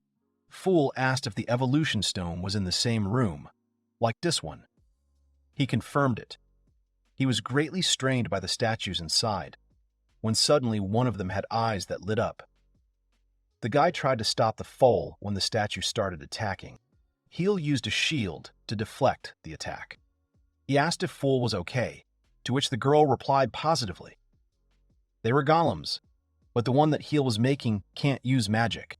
The golem started attacking the guys, and Heel noticed that they even had swords. They surrounded the guys, and then Heel folded his arms. He activated a strong storm that instantly destroyed the monsters. Heel asked if Full was hurt. The girl said she was fine. She apologized for going ahead without thinking. The guy said that it happened all his expectations at the moment when the golems appeared. He ordered Shell to inform everyone because they need to suspend ore mining. Suddenly, Full found a golden stone and asked what it was doing. It turned out to be a royal stone, which is not needed by Full. She was upset. Suddenly, a map came out, which scared the girl. Hill wondered what the man was going to do now. Full didn't know, but he looked happy. Map quickly took the sword and left. Fool asked how long Map was going to walk around like this. She asked if all people are like that. Heel said not many, but he had never seen Map so excited. Heel wondered if there was anything unusual about this sword. He tried to pick it up, but the weapon did not move. They tried together that he still didn't move. They just wanted to take him away. Advisors said that the king of the cave could not collect anything except minerals and mined items. The guy saw that the processed items were very good. He hit with a pickaxe, but it didn't work. Full was surprised that even heel couldn't break it. The guy said he wasn't done yet. He struck again, and the sword broke along with the pickaxe. He managed to do it, but even Map's ice axe couldn't stand it. Heel looked at what the sword was made of. It was orichalcum, which is legendary. It is lighter and stronger than metal, and can also enchant magical effects. The guy wondered why he couldn't lift it if it was lighter than metal. Suddenly he froze, startled by his realization. At that time, Alvin was trying to do something. All his muscles were very tense as he put all his strength into it. Rihanna and Varys watched in silence as he tried to raise his sword. Hill came out of the cave and asked what was going on. Rihanna was a little confused, after which she said that Map had brought a sword and everyone was trying to pick it up. He was very surprised, after which he said that it was simply impossible. He said that the sword was made of 300 ingots of orichalcum. Rihanna and Varys were very surprised when they heard about this. Full ran to her father, saying that it was impossible. The man did not stop, only continuing to apply force. He tensed up and raised his sword with a loud shout. All the goblins exclaimed in admiration that this was their great general Elvin. It was only at this moment that Heel could see that the cross of the great warrior was visible on Alvin's chest. It was then that Heel realized the reason why Alvin was so strong. Suddenly, he lost his balance and started falling backwards with the sword. Heel and Full turned pale with horror and shock when they saw this. Everyone ran to the fallen general. Heel examined him and said he thought he was fine and the wound wasn't that big. Along with that, he used recovery magic. The guy said that Alvin was tough, but it was dangerous. The general struggled up and sat down, when suddenly little Full hugged him so tightly that he coughed in pain. Alvin was very confused, looking at the girl who hugged him tightly. In tears, she said he was a fool because she was really worried. Alvin apologized and said he would be more careful. Heel and Rihanna, who were watching this, smiled warmly. The guy turned around and noticed that at the same time, Map was melting an orichalcum sword. The legendary dwarf race is very fond of using rare minerals. Dwarves have incredible physical strength, mysterious techniques, and a noble spirit. Hill asked what Map was doing. Suddenly, the man handed the weapon to Hill. The guy wasn't sure if he would pick it up, but he was surprised. He picked up this instrument extremely easily. It was an orichalcum ice axe. After that, Map made all kinds of orichalcum instruments. The guy thought that Map was a real genius. And there is no doubt about it, however. Heel did not think that the desire to be naked was part of the legend. The axe flew high up while explosions thundered around, signaling that something serious was approaching and requiring intervention. After catching the cannon, the orc heard his team shout that even the general's axe could not cope with the impending danger. The orc was very angry. He clearly did not want to show himself in front of his army in such a way, so he resolutely strode forward. Smiling, the orc clenched his fists with such force that they made a crunching sound. The creature was preparing for the approaching fight. Spreading his arms in a pose that should help deflect the blow, the orc shouted loudly that he was ready to fight the enemy. In another place, Full, sensing something, began to sniff to feel the fresh air. After the girl was delighted, the young man also noted that the air became much cleaner thanks to ventilation, which his girlfriend advised. Also, the design was helped to improve by Map, who made rotating blades which constantly supply fresh air to the right place. A little later, the girl began to stretch her shoulders and said that she would like to return to the prey, to which the guy replied that he shared her desire. However, it was never known where it would be possible to dig up something dangerous again, so it was worth waiting.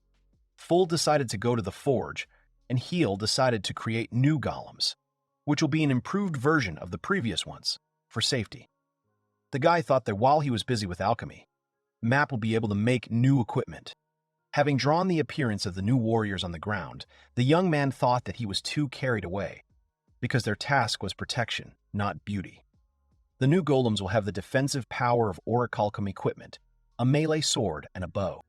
Muttering to himself the innovations of the warriors, the young man did not notice how a girl with dark hair approached him. Rihanna apologized for scaring the young man, but he was too focused on his plans. The girl asked if the young man had free time and, after his answer, asked him to go with her.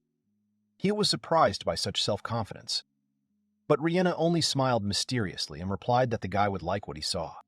After some time, the couple came to the appointed place and, although the girl was a little confused, the young man was really surprised by what he saw.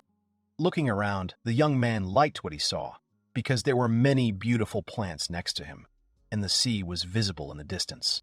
Praising the girl for her efforts and for making such a magnificent garden, Heel noted that he liked to see apple trees, vineyards, as well as lemon trees and palm trees in it.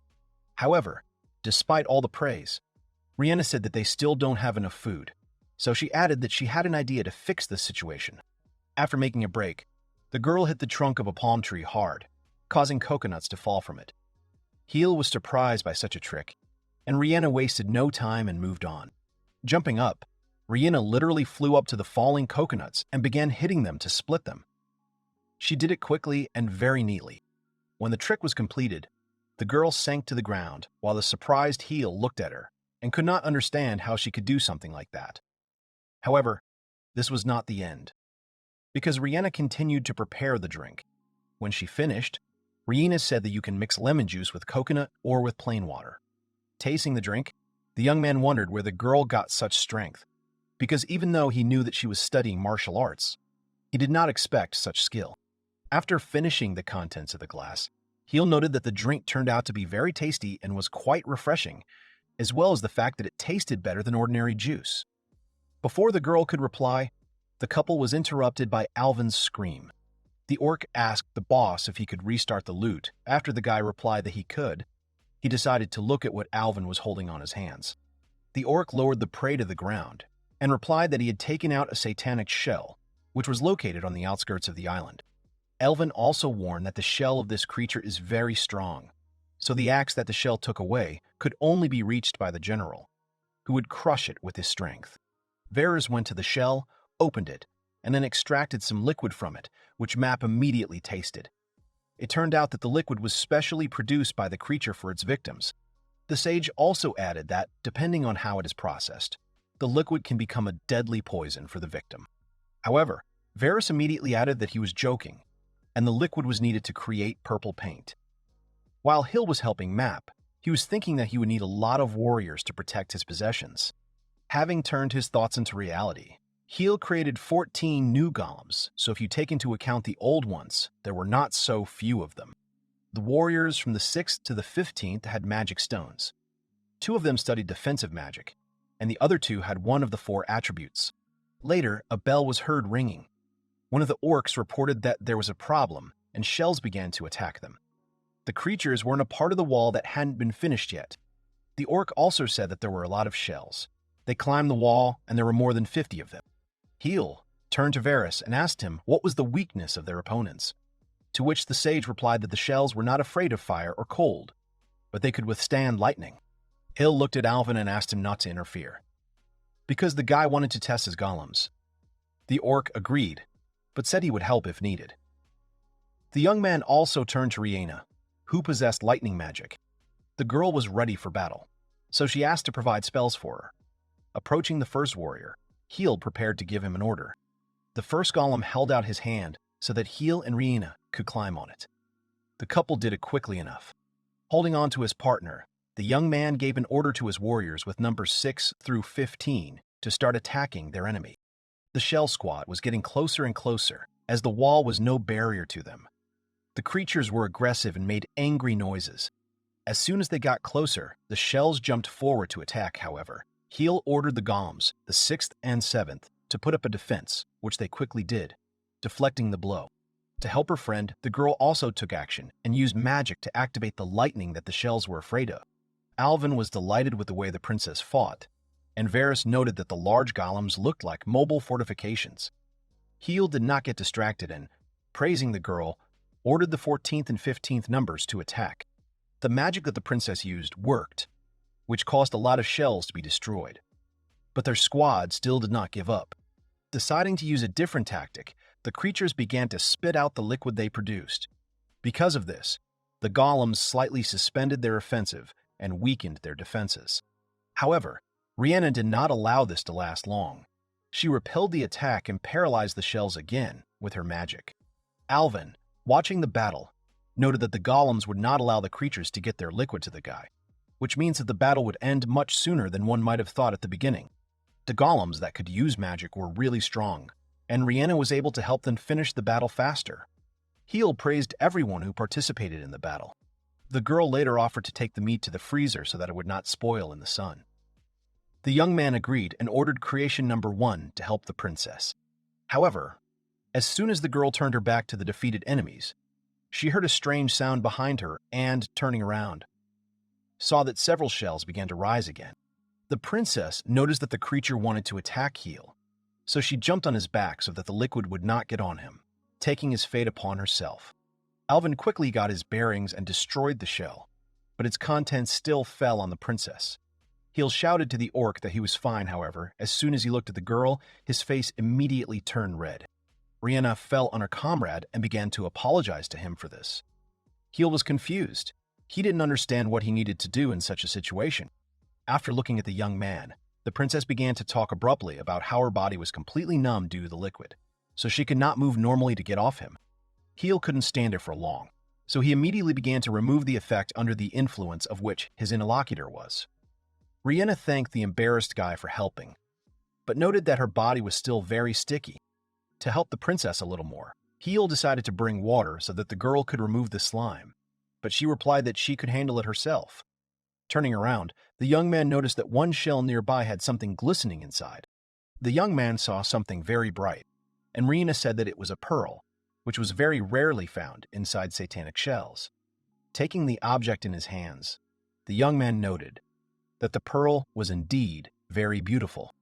Handing the object to the girl, Heel added that she could take the pearl because he did not know its value and thought that it would suit her very well. Rihanna was initially surprised by the unexpected gift, and later a blush appeared on her face. After a few seconds of realizing what was happening, Rihanna's face turned completely red with embarrassment, and the girl began to stutter. After returning the pearl back, the princess said that she would not be able to accept such a gift and ran away. The young man did not understand what had happened, but the object remained in his palm. The next day, the young man was in one of the mines and told his foal that they should take a break to rest, but the girl was not going to stop and wanted to work longer. The young man decided not to interfere, but reminded the girl not to forget about the snack. The guy also ordered his 15th golem to call him if something serious happened. Under the protection of the golems, the team managed to resume mining, and while one of the creatures with the captain's crown from the map, Foal was very energetic and worked hard. Rihanna kindly helped with the food and cooked for her companions. As soon as the company saw the dishes, she pounced on them, after which the girl added that they should not hurry, because she made a lot of things from shell meat, due to the fact that the creatures were nesting somewhere near the island and continued to approach. The team could get good food, paints, and other resources after destroying the shells. However, the currents around Sheol Reef brought not only some garbage or something useful to the shores of the island. The waves brought something more than just a blessing to the area. There was a body in the water, showing no signs of life. Looking at various things, the young man explored a material called Tyrian purple.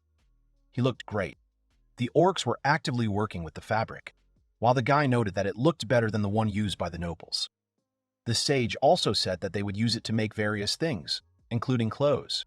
Turning around, Heel noticed Alvin and wanted to show him what the orcs had managed to make from new materials. However, the young man stopped. The orc looked very sad. As soon as he arrived, he couldn't find the words to address the young man. After some time, the orc was still able to start his speech, but it was only enough to ask Heel to go with him to the conquered land. The young man did not resist and went with Varys after Alvin. There were already a lot of orcs on the pier, who were looking at something. It turned out that the crowd had fished out the body of the dead orc from the sea, and began to look at it to understand who it was. The young man was no less surprised than those present. Alvin began to explain and said that the body was fished out on the embankment and dragged here. The seal that was on the deceased notified that the orc belonged to the tribe that destroyed their native home. One of the orcs shouted that they should not be afraid of the corpse and urged his comrades to start destroying it. The crowd was angry because they understood that the deceased was related to their deceased relative to their deceased relatives and comrades. The orcs began to kick the body, So the young man hurried to stop them and turned to Alvin and Varys to help him calm the creatures, but saw that they themselves were very angry. Heel understood that the dead orc was an enemy of the Belden tribe, so it did not have the heart to stop those who were so angry at the enemy. The young man believed that he had no right to do so. However, someone still shouted for the crowd to immediately stop doing what they were doing, which made the orcs flinch. It turned out that the princess had managed to approach them, who was very indignant at what the orcs were doing with the body of the deceased warrior. Rhianna said that kicking a dead man is a disgrace, so the whole Belden tribe will lose their pride. The orcs tried to object and replied that they would never be able to forgive what had happened to their home. The princess understood everything, so she humbly closed her eyes. However, she still added that they should not behave in this way, and also reminded that Heel should decide what to do with those who came to the island. After Rhianna was able to stop the orcs, the young man realized that he was very grateful to the princess for such bravery and courage. Realizing his mistake, Heel stepped forward, covering the corpse with himself, and said that he understood the sadness and hatred that the orcs felt. However, he added that he would not allow those who had already died to be mocked. The young man understood that he had to take full responsibility for himself and asked for forgiveness for asking him to restrain his anger, because it was very difficult. Seeing the way the young man bowed his head, the orcs immediately began to ask him to raise it. Later, Heel asked Varys to take care of the burial of the dead man, but the sage replied that the orc lying in front of them was not the only one who died. After examining the sea, everyone saw that there was a whole detachment of enemy soldiers in the water who died during the battle. The orcs dragged 24 corpses to the island, but there were not only orcs among them. It turned out that among the corpses were kobolds, who were also the worst enemies of the Belden tribe. They also fought against the enemy orcs. Heel did not believe that kobolds and orcs could fight each other so cruelly, to which Varys replied that it was strange for them to be together in such a remote area. Approaching the boss, Alvan said that it seemed strange to him that all the corpses had combat wounds, because the orc had never seen such severe wounds before. Perhaps they were inflicted by fangs. And someone looked as if he had been burned alive. Since even magic couldn't do something like that to warriors, the young man thought that maybe the orcs and kobolds were attacked by someone else. Alvin replied that he could not guess who it was, but they should have increased their vigilance and watched for armed ships. Because of this, Hill assigned Varys to handle the funeral, and Alvin to handle the defense of the island. The guy himself, along with Rhianna, started looking for things that could be useful, because the conditions on the island were not too good. The girl noted that all the debris was in terrible condition, and the guy was attracted by an incomprehensible sound. It turned out that someone was squeaking softly from a chest nearby. Rhianna tried to open the thing, but it did not work, after which Heel saw that it had a lock. Using magic, the young man opened the chest, and some kind of creature immediately jumped out of it, which jumped on Heel. He picked up the animal. The guy realized that there was an ordinary puppy in front of him, who was very scared. The small animal twitched and quickly jumped off the young man's arms, starting to run over him. The guy didn't know what to do, so he turned to Rhianna for help. Due to the fact that the puppy was scared, he soiled the young man's shirt, and the girl laughed and promised to wash it soon. As soon as the animal moved into the princess's arms, it calmed down a little, and the young man noticed that he looked like a kobold. The girl also said that the baby was not to blame for anything, so no one should be against him staying with them on the island. The young man was not sure about this, but he understood that they needed to take care of the puppy. The next day, Heel worked again to finish off the materials. Thanks to a special orichalcum ice axe, he did it fast enough. There were many thoughts in the young man's head about the recent battle on the coastal waters. The young man understood that he needed to extract raw materials to protect the island. After a while, the guy decided to check his inventory. The number of magic stones increased more slowly each time, which was not enough to increase Rhianna's magical energy. The guy also wanted Foal and Varys to use magic as well as the princess. Seeing something unusual in his inventory, the young man noticed that he was holding a seed, but it was unclear where it came from. Suddenly, a girl ran up to the guy who wanted to say something. At the same time, the orcs who were next to the puppy made faces at him to scare him, and then laughed when they saw the reaction of the animal.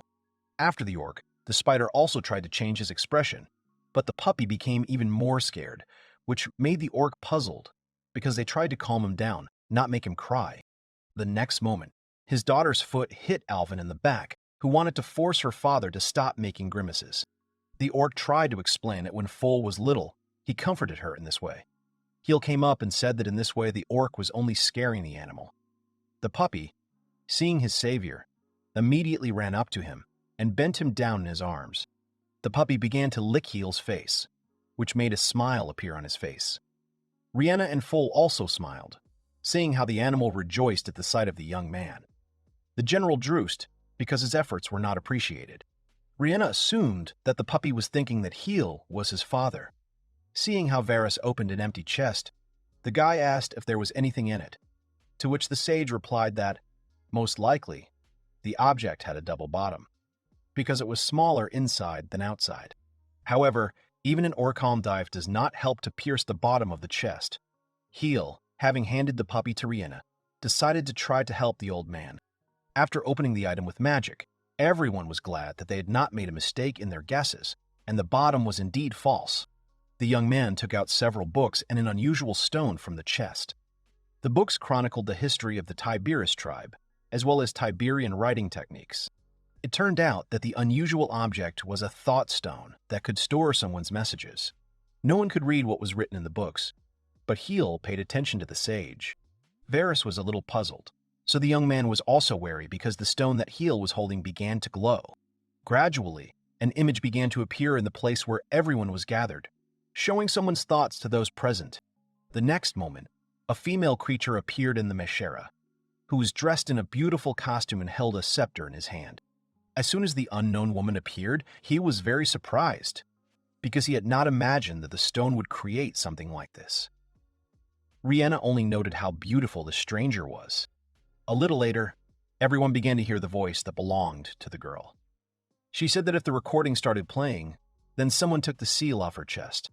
The stranger said that she was the queen of the Tiberius Alcamanid tribe, and the one whom the strangers found in the chest was her newborn child.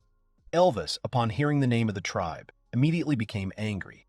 But the recording continued, and it said that the queen did not have much time, but she needed to tell something. It turned out that her ship was being chased by the legendary Leviathan. Upon hearing about this, everyone present was greatly surprised. Alhamina added that her battle with the orcs left her squad exhausted, and their weapons and magic did not work against the monster. Since she couldn't escape, she only asked that someone take care of the child. All that was offered to the saviors as a reward were 2 of the strongest warriors, who were tasked with protecting the chest, and 3 books that were forbidden to outsiders. The recording began to break off, and the woman once again asked to take care of her child, and added that perhaps one day her child would hear her last words. Before the image went out, the queen managed to smile and say that she, Alcamina, loves her baby very much. The puppy, who was dutifully sitting in Rhaena's arms, could not understand what was happening around and only looked up somewhere. As soon as the image disappeared and the recording stopped, silence fell in the cave. Everyone was uncomfortable with what they had to learn. Alvin was angry, saying that their enemy tribe couldn't even take care of the heir. The orc left without paying attention to the remarks, and added that he would tell the guards what they had learned. Foal came up to Hill and said that the Barris and Belden tribes had been fighting among themselves for a long time, and her younger brother had died in the war, which was why her father was so angry. However, it was clear to everyone that Alvin did not hold a grudge against the baby, because he would never have been able to hate someone so innocent. Varys said that the general really blamed himself for the death of his son. However, the sage added that his brother had died in the war himself, but he did not hold a grudge against the child, because it was not guilty of anything. Gil looked at those present and said that he would be able to take care of the little puppy, to which everyone smiled approvingly and supported this venture. However, the guy thought about how to name the baby.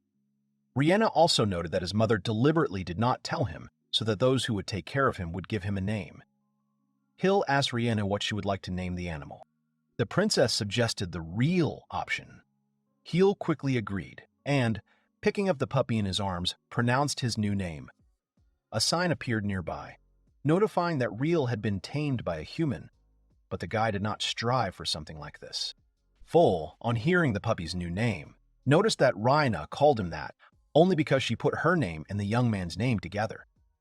The princess blushed, because her plan had been revealed. Varys noted that they had a problem that needed to be solved.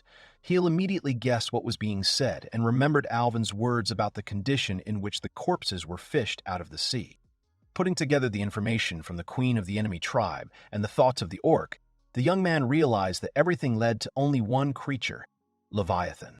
Standing next to Map, the young man asked if the man was sure that he would use his magic, and after a nod from the interlocutor, the young man began to act.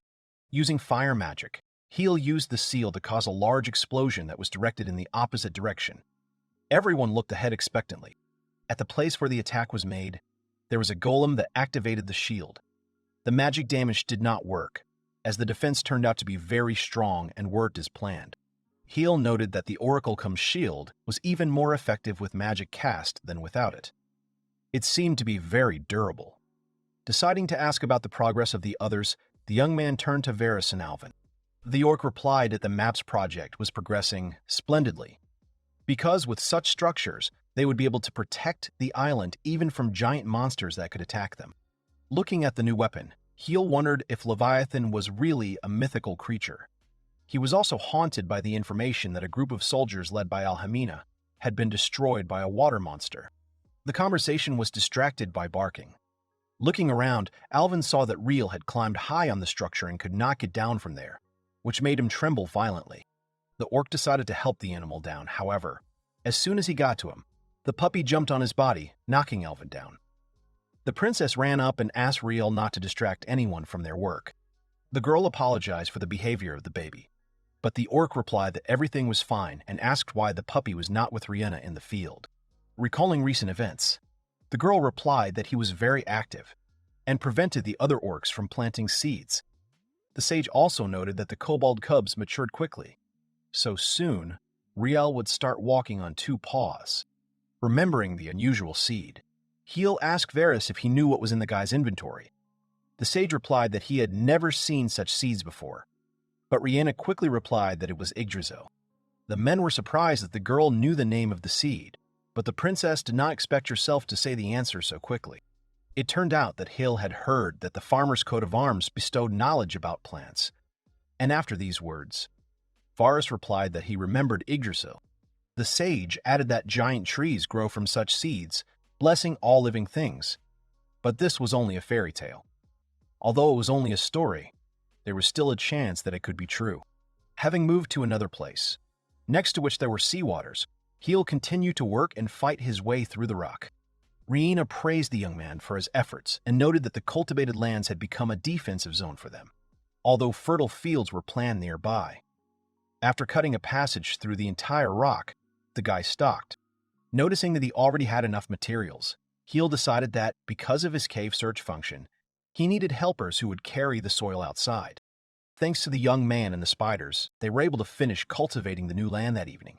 So the guy asked them to hurry up and plant the seed he found. Rhaena decided to sow flower seeds from her hometown because she thought they would look beautiful in such a place. The guy did not mind and praised the princess for her initiative. Map appeared next to the guy, who was silently looking at the plant in front of him. The young man also looked at the sprout and realized that the seed was sprouting quickly. Yggdrasil had indeed already appeared from the ground, so Heel asked if they should use the sunstone to grow more efficiently. Map quickly shook his head, denying its use, so the young man asked the princess to use her magic. When the girl lifted the stone above her, she made it sparkle, after which the plant began to grow rapidly, turning from a seedling into a large tree. When the tree grew, everyone noted that the sunstone was indeed useful, but the rain caused by magic did not stop in any way, and the branches continued to increase. Heel asked if Rhaena had used the right spell for sure, because the situation was becoming dangerous enough for them, due to the fact that Yggdrasil did not stop in his growth. The young man grabbed the princess by the hand and shouted to everyone that they should quickly run away from the territory. The company moved forward quickly, but halfway through, Map fell, and the roots of the tree began to pull him back, making it impossible to get out. Heel shouted at Mappa, trying to help him, but Yggdrasil was merciless and only threw all the remaining creatures with his roots in the other direction. Everyone on the island raised their heads and stared at what was now casting a shadow over a vast area. Hill clearly hadn't expected to see something like this. The place they had prepared in order to plant a tree and make fields was completely absorbed by the roots of Yggdrasil, who grew up on the island. The tree was so huge that its roots hung down, touching the seawater. The young man exclaimed in surprise and delight because what he saw clearly exceeded his expectations. However, Heel did not admire the tree for long, because he remembered that his friend was swallowed up by the roots of a rapidly growing tree. The guy decided that first it was necessary to find him to help. As soon as Rihanna saw the map, the team began to move in the right direction, noting that now this place looked like a mountain. When he reached the man, Heel said they would get him out soon. However, as soon as the young man was next to the body, he realized that Map was sleeping, completely not worried about what happened to him, and not suffering from pain or something worse. Without wasting time, Heel said that he and Rihanna needed to figure out how to get the body to the surface. However, the girl said that there was a strange but wonderful smell around the tree, which the young man later felt. The princess added that she felt great magical power from the tree, and Heel was surprised that the girl was able to quickly identify something like this, which meant that her magic skills had greatly increased. Heel replied that the flow of magic was really strong, and she looked like a saint. Later, the couple noticed that an aid group was already approaching them, so Heel decided to ask Valis to explore the tree. A puppy also appeared next to the couple, who was told by Heel to move to a safe place, because they had not yet explored the territory. But the animal was not afraid at all. At the same time, Rihanna smiled and said that the forest was like a home for the puppy, and, most likely, he missed such a territory. The young man was slightly embarrassed, but smiled at Riel and replied that she was probably right. The guy suggested that the puppy explore a new place together because he had to adapt to the place in which he now lived. The small animal was happy to run along the roots of a large tree, while Rihanna helped Hill climb over uneven surfaces, which was difficult for the young man. When he reached the edge of the territory, climbing up to which there was a beautiful view of the sea, Heel was glad of what he saw, because the sea was very beautiful. Looking into the distance, the young man said that a lot would be visible from here, but he was upset by the fact that he did not notice any ships, which meant that the kingdom had completely forgotten about him. Rihanna decided to ask how the young man ended up alone on this island in general, after which she immediately apologized for a question and added that she had long been interested in finding out how Heel got here. The young man sat down next to her and replied that he really hadn't told anyone about it, but he wouldn't hide anything from the princess because he didn't want to intentionally hide the truth from her. The young man smiled sadly and said that he had been expelled from his native kingdom because his stay was completely useless. It was noticeable how unpleasant and hard it was for him, from his own words. The girl could not believe it and said that such a man could not be useless because he worked so hard for everyone on the island, helping her, the puppy, and all the orcs. Touching the small jar around his neck, the young man added that he had never cared about ruling the capital, so he was completely uninteresting to his family. Talking about the past, the young man recalled that he wandered past old buildings used by servants, ran away from home, and spent his time reading various books. Compared to how the guy was treated at the castle, the island was the most pleasant place for Heel. But one day, after escaping from the castle once again, the young man found something. Noticing that something suddenly made a noise in the barrel next to him, the guy decided to check what it was, and a small creature appeared in front of him. The guy realized that there was a demon in front of him who was clearly not friendly, but he was chained up, so he couldn't escape anywhere. The young man did not understand why someone like this was in the capital, but he noticed that the demon was clearly mistreated, because wounds were visible everywhere on it. Picking up a book from the floor, Heel decided to try recovery magic to help the monster heal from its wounds. The next day, the young man came to the same place again. The young man began to bring food to the demon and even gave him a name, Lopez. Also, the guy tried every time to open a lock that was on the creature's neck, but he couldn't do anything. To find a way to free the demon from its shackles, the guy read books and practiced magic, enjoying the time spent with Lopez, because with him, Heel was much better than with people. The young man was telling the creature that even if he couldn't pick the lock on his neck, he would just hire someone who could do it. This promise was made to Lopez. After some time, Heel heard that a man was walking in his direction, later realized that he was not alone. The guy did not understand who could get into such a place, because it was located among the slums. In front of him, the young man saw a man with shining golden hair and snow-white skin. The young man was as handsome as the girl. Turning around, the guy with blonde hair said that his older brother looked more energetic than usual, which was not typical for him in the castle walls. The young man also added that Heel remained as useless as ever. It turned out that the guy was Heela's younger brother, Orn. He was the 18th prince of the Kingdom of Sanfaris. Up until the moment Gil met Lopez, Oren and his friends had been training on him. The demon suffered a lot because he could not stand up for himself or escape in any way. The young man showed the people present at the training that accuracy was very important in magic, because as long as the creature could not resist, you could do whatever you wanted with it. Having shown how to act, the prince urged his friends that they should also hone their skills on the demon, because they specifically kept it for this. Everyone present really began to use their abilities and use magic, directing it towards the defenseless creature. Oren liked what he was doing, so he longed to see how Lopez suffered and could not escape from people because a strong spell was cast on him. Gil saw that next to his younger brother were the rest of the students of the Elite Academy of Magic, who did everything not to kill the demon, but to cripple it. Gil, standing behind the next wall, was hiding. Fear enveloped him, because he understood that he would not be able to compete with those who were so good at magic and studied it at the academy. Hearing all the people laughing, the young man squinted so as not to see what was happening. Lopez was badly hurt again, and Gil now blamed himself for it. As soon as the company left, the guy ran up to the demon and began to apologize to him for not protecting him from danger. The creature lay motionless on the ground. From that day on, Gil nursed and tried to ease the demon's pain every time. However, no matter how hard the young man tried, he did not have enough strength to save Lopez, and Oren and his company came again and again to show their superiority. The young man also still could not open the lock on the demon's neck. However, if it were not for the guy, Lopez would have died long ago from the injuries inflicted on him.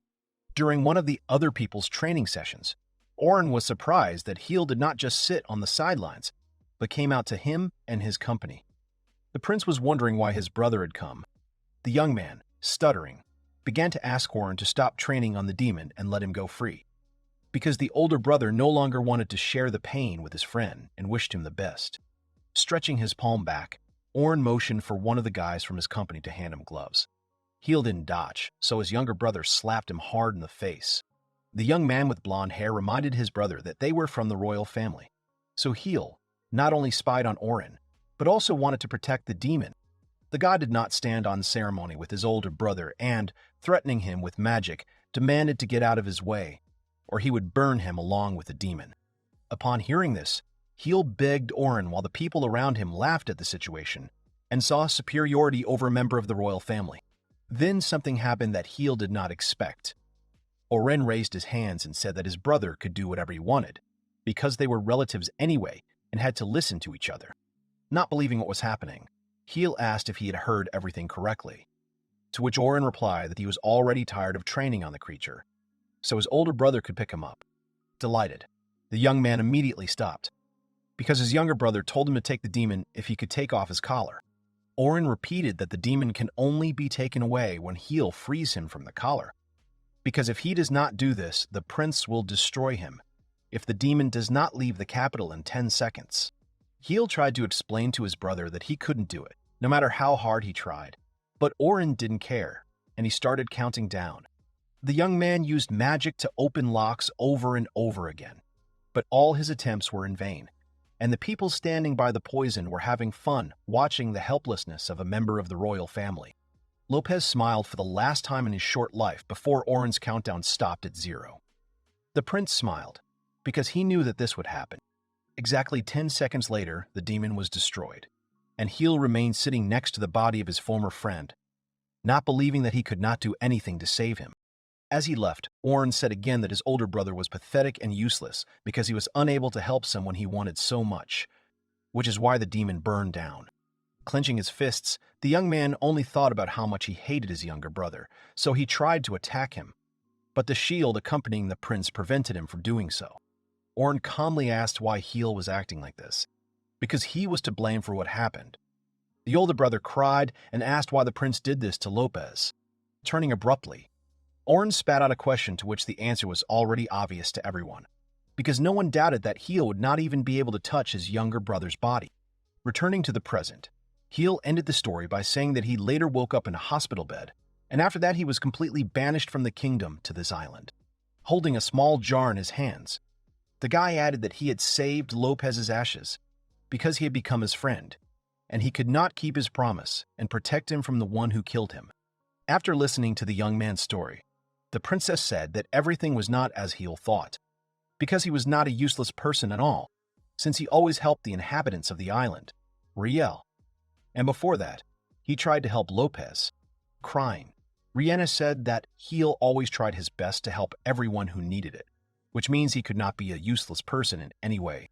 When he saw that the girl was crying, the young man became worried and wondered why he had told his story at all, right now. The princess began to apologize for her reaction, but she was very offended that the guy had passed, because he was good, handing Rihanna a handkerchief from his backpack so that she would calm down a little. The young man wondered if he had done the right thing by telling about his past princess, because her reaction was quite emotional.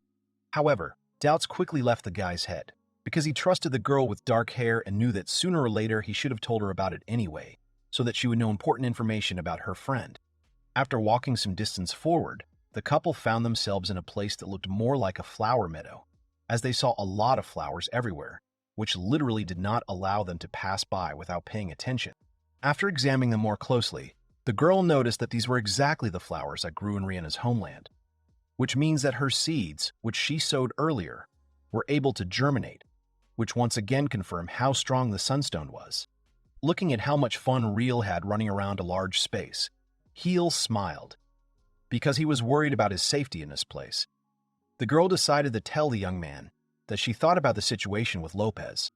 Rihanna urged Heel not to forget that if he was in trouble, not only the girl but all the other inhabitants of the island would come to his aid, because all creatures respected him and understood how he tried not only for himself, but also for them. Although Heel had experienced many unpleasant events in his life in the past, now there were those who would not leave him alone and would support him in any situation, no matter what it was. Heel thanked the princess for her words, which encouraged him. After Vera studied the tree, he learned that its leaves could make a good ointment and tea, as well as a good juice.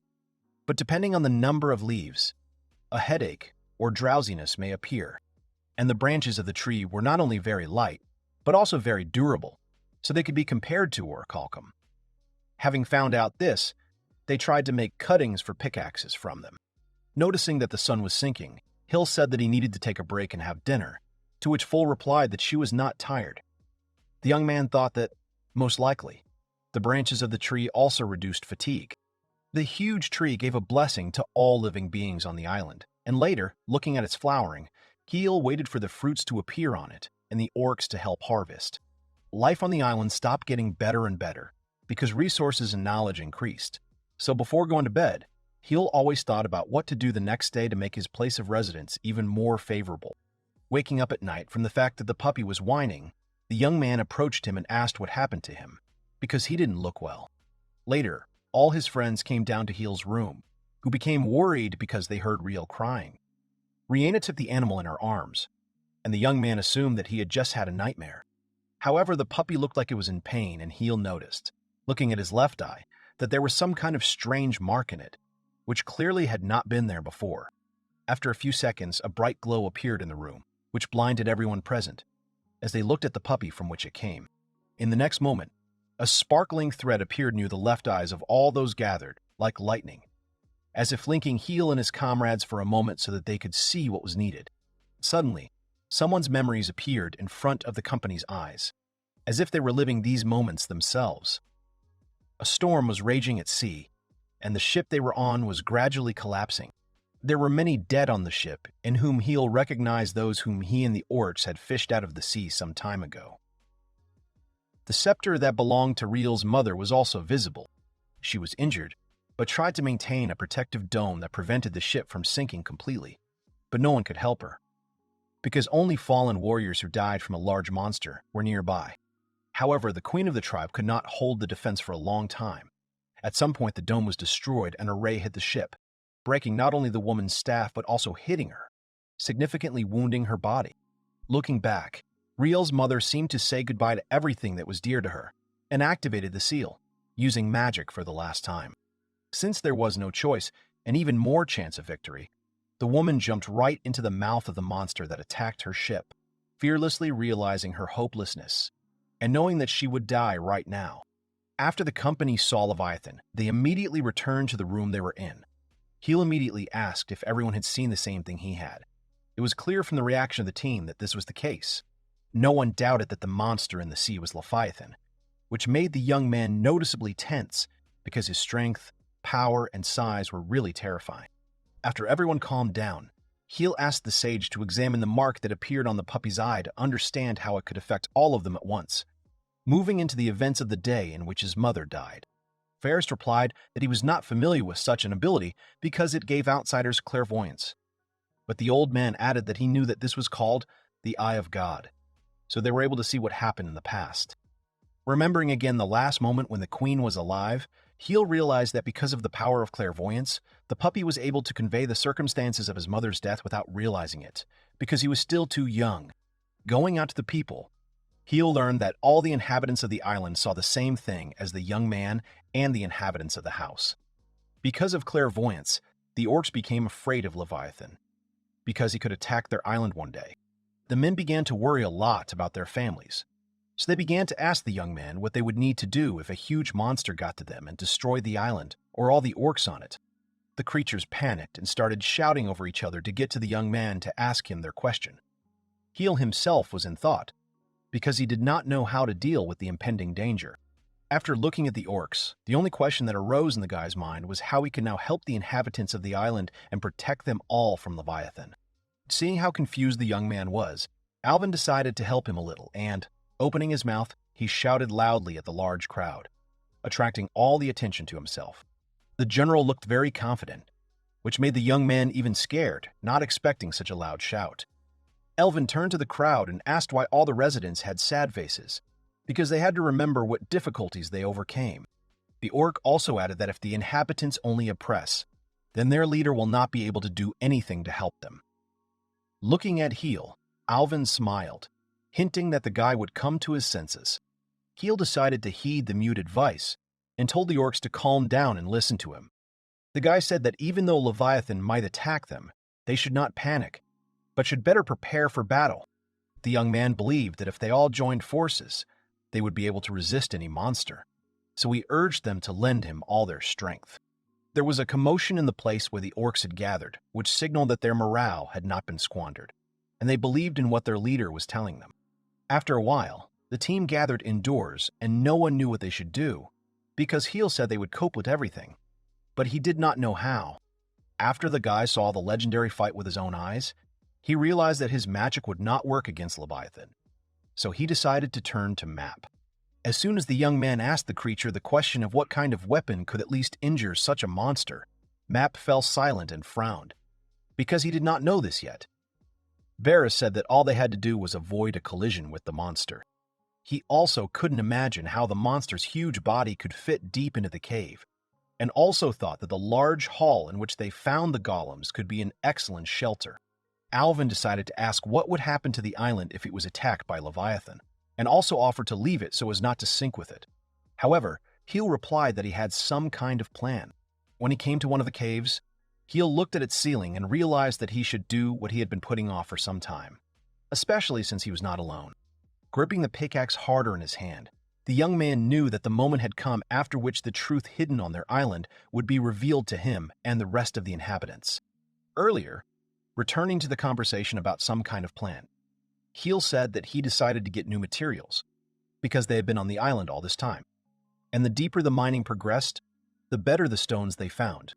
The guy noted that Sheol was full of secrets and riddles, and also suggested that something might be waiting for them below, which would be able to resist Leviathan by force, and even be able to destroy it. Heel, having uttered his monologue, doubted himself, but Rhianna supported him, and the sage added that then it was necessary to act and try to use Riel's powers. Although the puppy could not control his powers, his clairvoyance ability could help everyone to explore the caves more effectively. When the team first set off, Full suggested that Hill use Riel. The puppy was sleeping peacefully in a backpack, and while the young man was trying to wake him up, Full continued to help along with the spiders, who were actively using pickaxes. The whole island rallied for a common goal and began to strenuously build defenses in order to repel Leviathan. There were many trees on the territory that had grown thanks to Yggdrasil's blessing.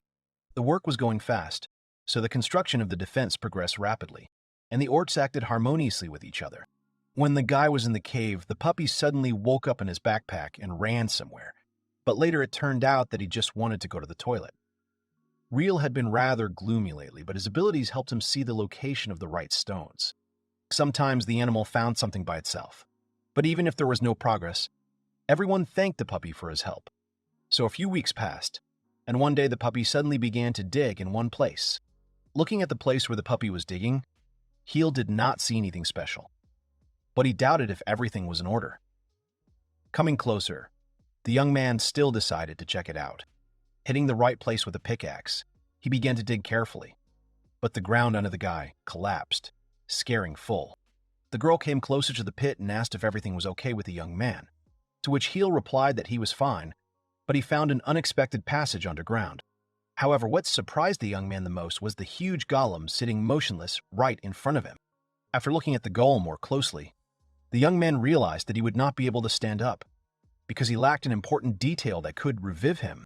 Heel was surprised because there was a large golem in front of him, but he did not have a core that would activate it, and he himself was most likely made of orichalcum, as it seemed at first glance.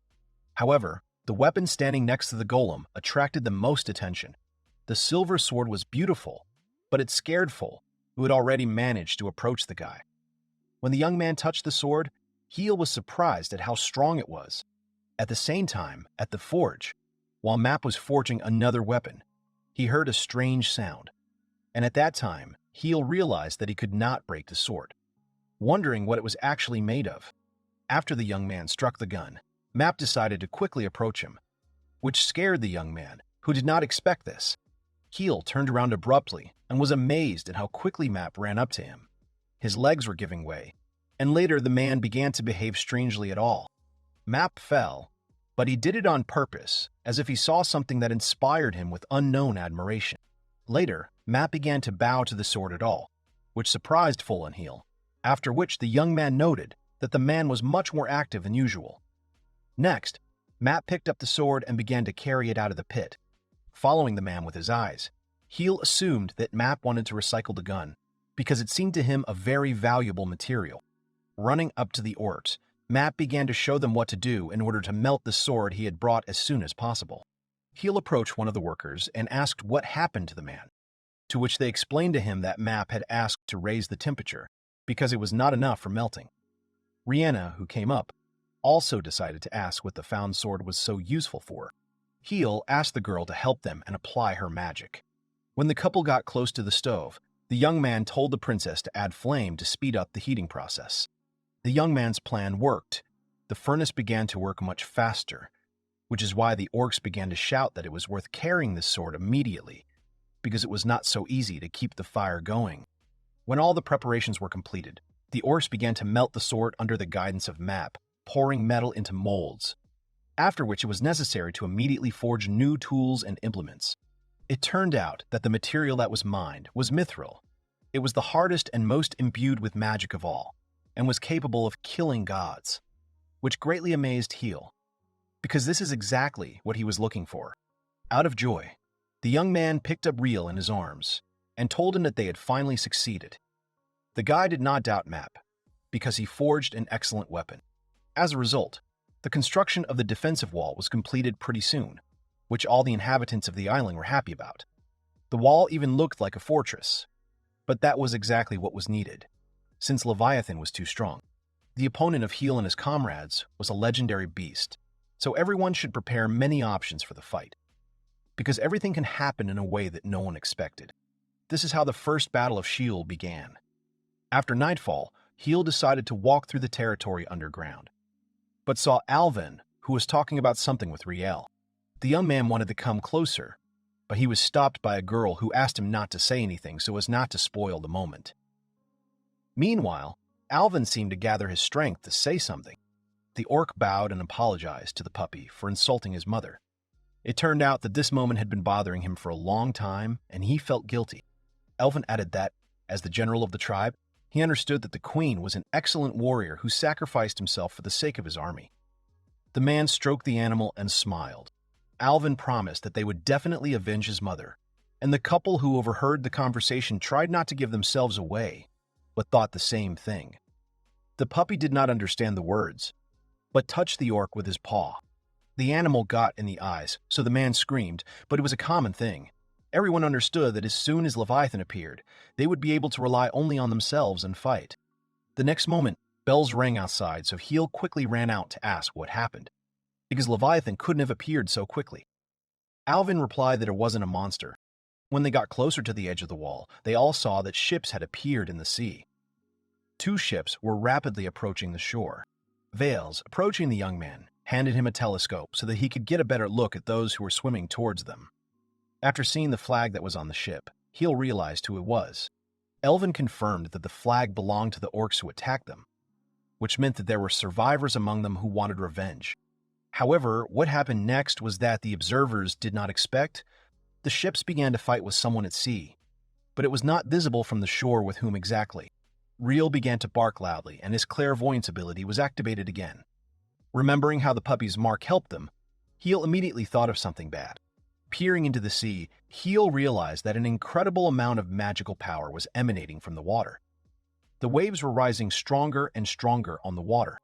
Everyone present was surprised and scared, because the one the ships were fighting could be the one from whom they were so quickly building defenses on the island. The next moment, one of the ships was broken in half. The monster that attacked the orcs was able to destroy an entire ship with one blow. A huge black shadow appeared from under the water and rushed into the sky with a terrifying scream. She revealed the wrath of the seas, terrifying everyone who saw it of what would happen next. The second ship, which remained afloat, continued to use cannons to repel the monster's attack. However, because of the waves, it was difficult for the cores to break through the water to reach the target. After the projectiles reached the monster's body, they couldn't even slow it down, as armor seemed to grow on it to protect the monster. Of the 2 ships, only one remained, but it was difficult for him to defend himself to withstand the attacks. The onlookers watched the battle unfold and didn't know what to do. The orcs gradually began to panic, but suddenly an axe flew into the bell, which made a loud sound to calm the crowd. Alvin shouted and began to urge everyone not to stand on Misur and prepare for battle, as well as to take up positions in the same sequence as in training. The orc added that he wasn't going to help anyone, he just wanted to destroy Leviathan. Hill ordered Fool to take care to escort all the inhabitants to a safe cave. The girl agreed and asked to promise her that the young man would survive and not give up. The young man promised and showed that he would be fine. His comrades did not despair either, and smiled to reassure those who were afraid of the upcoming battle. Varys also did not stand aside and began to command the orcs, ordering them to prepare a ballista. Everyone got to work and passed instructions to each other in order to prepare for the defense faster. The ballista was prepared in a short time. The orcs positioned it on the edge of the protective wall and sent it to the sea to fire after receiving the order.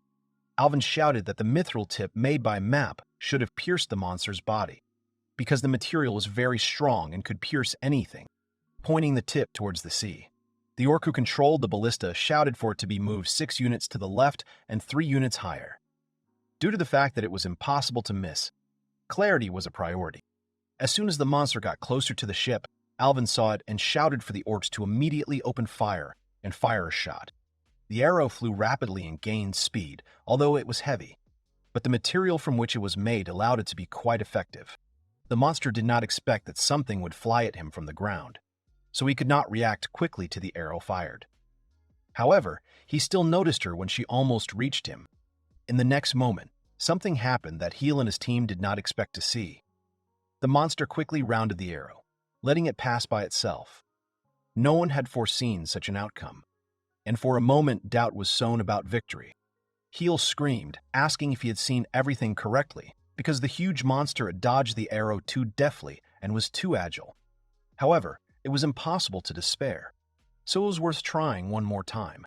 Cannonballs did not deal damage to the monster, and he deftly dodged arrows, so it was worth thinking about other tactics. It was also clear that the monster understood the danger of the arrows, so it was necessary to attack her, but in a different way.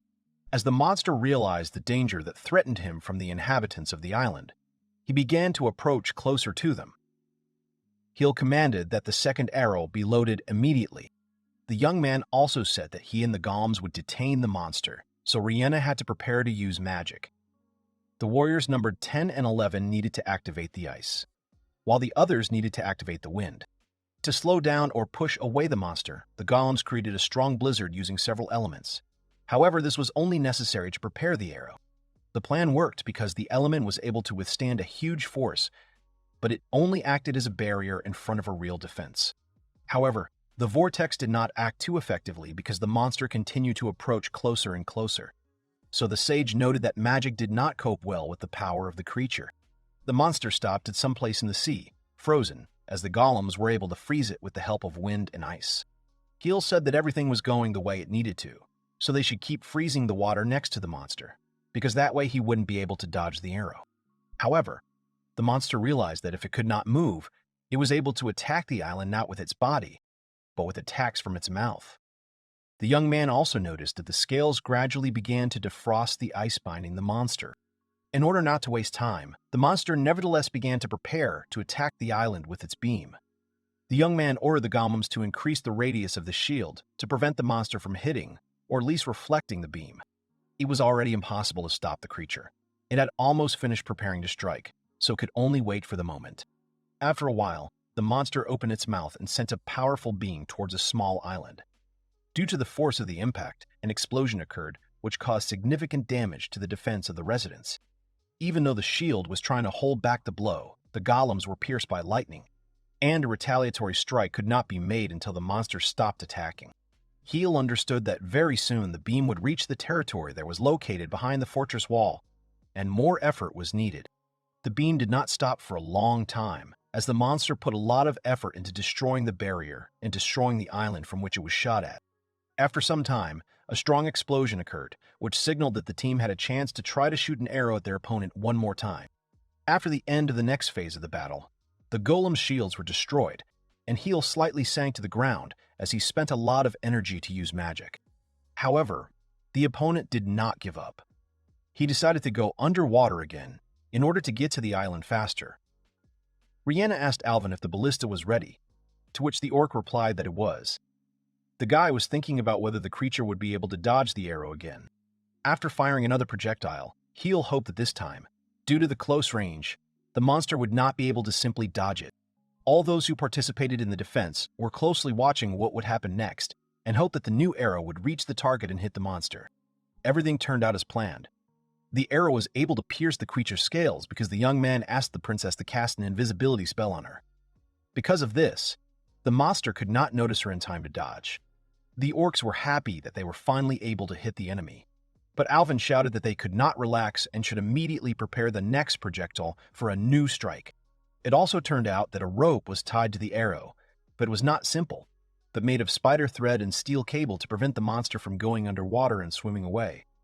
Heel ordered the 5th and 6th golems to attack. The warriors began to obey the order and activated abilities that allowed them to attack from a long distance. The golems managed to bind the monster so that it could not move, but the enemy was not going to just wait for the moment when they would start attacking again. The enemy began to break free, which is why the golems could not stand still for a long time. Moving backwards, the monster began to break the gears that controlled the ballista, so Heel shouted to Alvin that they would not last long. The orc ordered his subordinates to align the ballista so that she could direct the projectile directly at her head, because this way it was possible to win more effectively. However, something strange happened. Some creatures began to appear from under the monster's scales, attacking those nearby with their liquid. Heel saw that the golems began to fail because some creatures were hitting them. The young man did not understand what was going on. Later, everyone saw that the warriors were attacked by sea pursuers. Small creatures began to bite the golems so that they would stop working. The beetles parasitized large marine life and, as it turned out, hid on the monster. After a while, Heel saw that golem number 1 was literally being taken apart by the creatures. Elvin ordered his team to try to shoot down the small creatures with a bow until they destroyed all the golems. However, the beetles could crawl along the walls and decided to climb to the defensive fortress, while the monster began to gnaw the chains that bound it. Grabbing the chains tighter, the monster decided to knock down all the golems and threw them into the wall, completely freeing himself. Hill swore and lost his head in a moment. After the opponent was freed, horns began to grow on his back, which was greatly surprised by those who saw it. After examining everything in more detail, Heel realized that the horns were not like those from which the monster had previously fired. In the next moment, Rays began to be released from the horns that quickly grew on the back of the monster, which were directed at the island. Heel was very worried that the attacks would overtake everyone who was on the fortress. The young man activated his magic and shouted to everyone nearby to hide under the shield, because they were being attacked again. The golems tried to maintain the shield, although their forces were significantly reduced, and all the others who fought were forced to obey the healer and hide under the dome so as not to get hurt. Rihanna helped the guy to keep the defense, but it was hard for her, so Heel tried to cheer her up so that she would not give up, because now they could not feel sorry for themselves. After a while, the attack stopped and everyone thought that the monster was finished. However, this was not the case at all. It turned out that the monster only decided that he needed to choose another fight, and instead of using the rays, he decided to beat with his tail. Heel noticed it late and did not have time to react, and also because the barrier was removed, it was clear that the monster could now destroy the protective wall. The next moment, a blow occurred. The enemy's tail hit right at the place where the ballista was standing, which was controlled by the orcs. Everything began to collapse, and the structure began to collapse, sinking into the water. There were no residents in sight. The residents who were hiding in the bunker were very panicked and scared of what was happening outside because there were some noises and explosions upstairs. No one understood what was going to happen next, so it was difficult to remain calm. Adults tried to calm the children who could not stop crying. One of the children asked if they would lose their home again, to which his mother replied that Heel would protect them along with the others and the island would be saved from the monster. Due to the monster's attack, the defensive wall was destroyed, so the young man could not quickly move away. He cared about his team, but did not think at all about the actual safety. In order for the young man not to hit too hard, he was caught by Sile, whom the guy later thanked. After getting up, Heel realized that he didn't have much time, so he ordered the 6th and 7th golems to protect all residents. However, as soon as the young man looked around, he realized that everything was destroyed, and there was no one next to him. The whole squad had disappeared somewhere, but no cries for help were heard. Isle began to be enveloped in panic. He began to shout the names of his comrades in order to find at least someone. But the only ones who came out from under the rubble were the creatures that were hiding on the monster. There were monsters in front of the young man, as well as the creature that destroyed the wall. The situation looked hopeless, but Heel had no thoughts of running away or giving up, because he could not imagine any other outcome than victory. The young man knew that he had almost no chance because the sea pursuers did not stop attacking. Using magic, the young man attacked the creatures with lightning to clear his way. The monsters were not destroyed. As soon as a few seconds passed, the creatures rose and continued to attack the young man, who realized that he was beginning to lose strength. By activating the shield, Heel repelled attacks and also protected Ciel, who was nearby. However, the creatures began to make their way. Suddenly, someone shouted for Ciel to run away as soon as possible. Hill heard someone's voice and realized that someone was there after all. Tui, a girl, appeared in front of the young man, who helped the guy repel the attack of the attacking creatures. The princess skillfully used the weapon in her hand and in one fell swoop, destroyed all the monsters that got close to the guy. Heel was very tired. He fell to the ground, but looked at the one who helped him and immediately recognized Rihanna, after which he was glad that she was all right. It turned out that the girl was able to defend herself using only a tool for cultivating the land. Heel managed to get up and shout to the princess. The princess did not turn around and began to tell the creatures that she would not allow them to continue attacking the young man, because she would do everything to help him. Having fully realized everything, Heel shouted that he was very glad that everything was fine with Rihanna, and the girl asked if everything was okay with the guy. The next moment, arrows flew from afar, which finished off the rest of the creatures. Heel immediately turned around to look at the place where some movements had begun. The rest of Heel's surviving comrades began to get out from under the rubble. The golems helped them not to die under the rubble of the defensive wall. Varys ordered everyone to keep shooting and thus protect Heel from afar. As the archers continued to attack, the golems began to lift heavy stones to release warriors who could fight with guns in close combat. The orcs ran into the attack led by Alvin. They understood that they were fighting not only for themselves, the princess, or their boss. They knew that their island and peaceful existence were at stake, so no one fled the battlefield. While the Okri attacked with guns, the golems helped with magic. The general, approaching Hill, apologized for being late, but the young man replied that he was just glad that everyone had survived and reunited with him. However, the next moment, The territory was again hit by a fiery stream that came from the mouth of the monster. The golems standing on the edge of the defensive wall were destroyed, so the monster was able to get even further. The creature was crawling, gradually approaching the inhabitants to put an end to the battle that had been going on for quite a long time. The monster was too big, it didn't stop attacking, and it seemed like nothing could stop it. The sage noted that his strength was so great that he easily broke the largest golem. Heal replied that there was nothing left for them but to use a plan that seemed too dangerous and risky to Rihanna. The young man knew that the risks were great, but Leviathan came too close to them, so it was necessary to act quickly. The princess didn't mind anymore. She just took the guy's hand. The young man did not know why she did it. The next moment, some kind of glow formed around the couple, which meant that the girl was sharing her powers with a guy who clearly attached great importance to this. Rihanna added that even though she didn't have much mana, she understood that the young man would need it more, and she also asked him to promise that he would win this battle for the sake of everyone who lived on this island.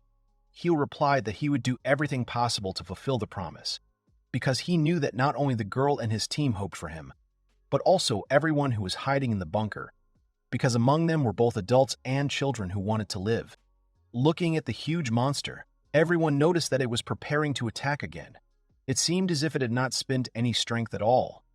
After a while, it actually launched a fireball into the crowd that had gathered at the fortress. Due to the fact that the battle was not ending, Heal decided to distract Leviathan so that a plan that could help the inhabitants win could be realized. While the young man was running away in the other direction, he shouted at the monster to follow him. Also, since Rihanna sacrificed her powers in order for the young man to have more of them, the young man used lightning magic to anger the monster and make it chase only a human. The monster did not pay attention to the fact that it was destroying its own allies. Heal, riding on a spider, asked Terra not to stop and run as fast as he could, and the young man himself activated a shield to protect against sudden attacks. The princess was worried about the guy and shouted to him that all his team could do was believe in him and wait for the right moment. Alvin said that he was not going to just wait for something, but wanted to help the young man. The general climbed onto the ballista and ordered it to be prepared for attack, gradually pulling it out from under the rubble. However, the arrow needed for this was also under the rubble. Varys also said that the winch was broken, so it would not be possible to pull the rope. The orc replied that Heal risked his life for everyone.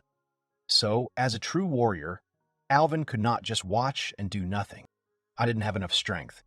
But Map came up to the orc, who began to help the general pull the rope to load the projectile. The men tried their best to do what they had in mind as soon as possible. At the same time, Heal, controlling the spider, continued to distract him.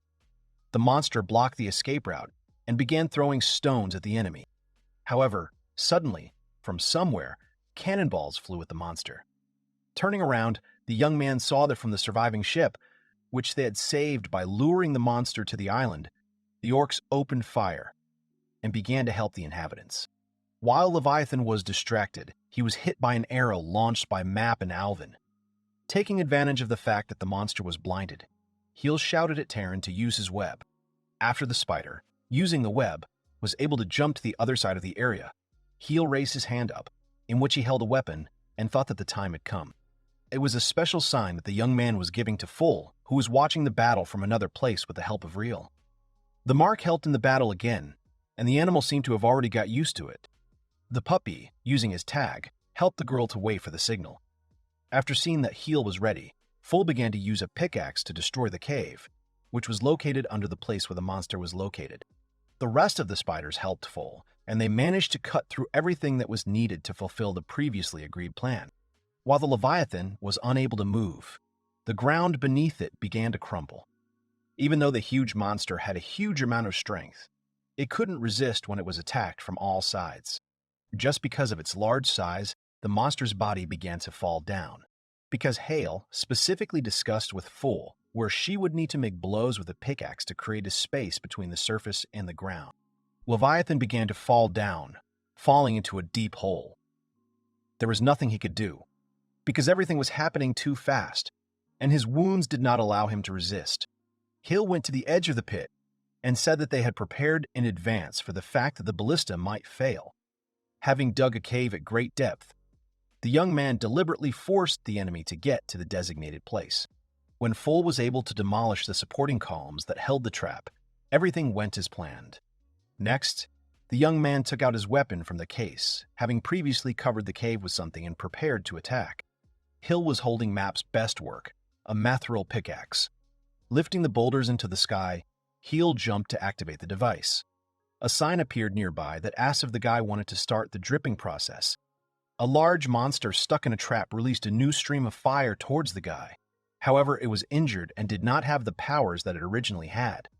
The young man used a shield and rapidly fell towards the enemy. Shouting with all his might, Heel ordered the king of the cave to start activating the pickaxe, so a sign appeared next to it again, which announced that the instructions had been accepted and the dripping process was beginning. The next moment, there was a collision. The young man reached the place where he needed to hit, and his pickaxe helped him do it with such force that he did not give the monster a chance to somehow show resistance.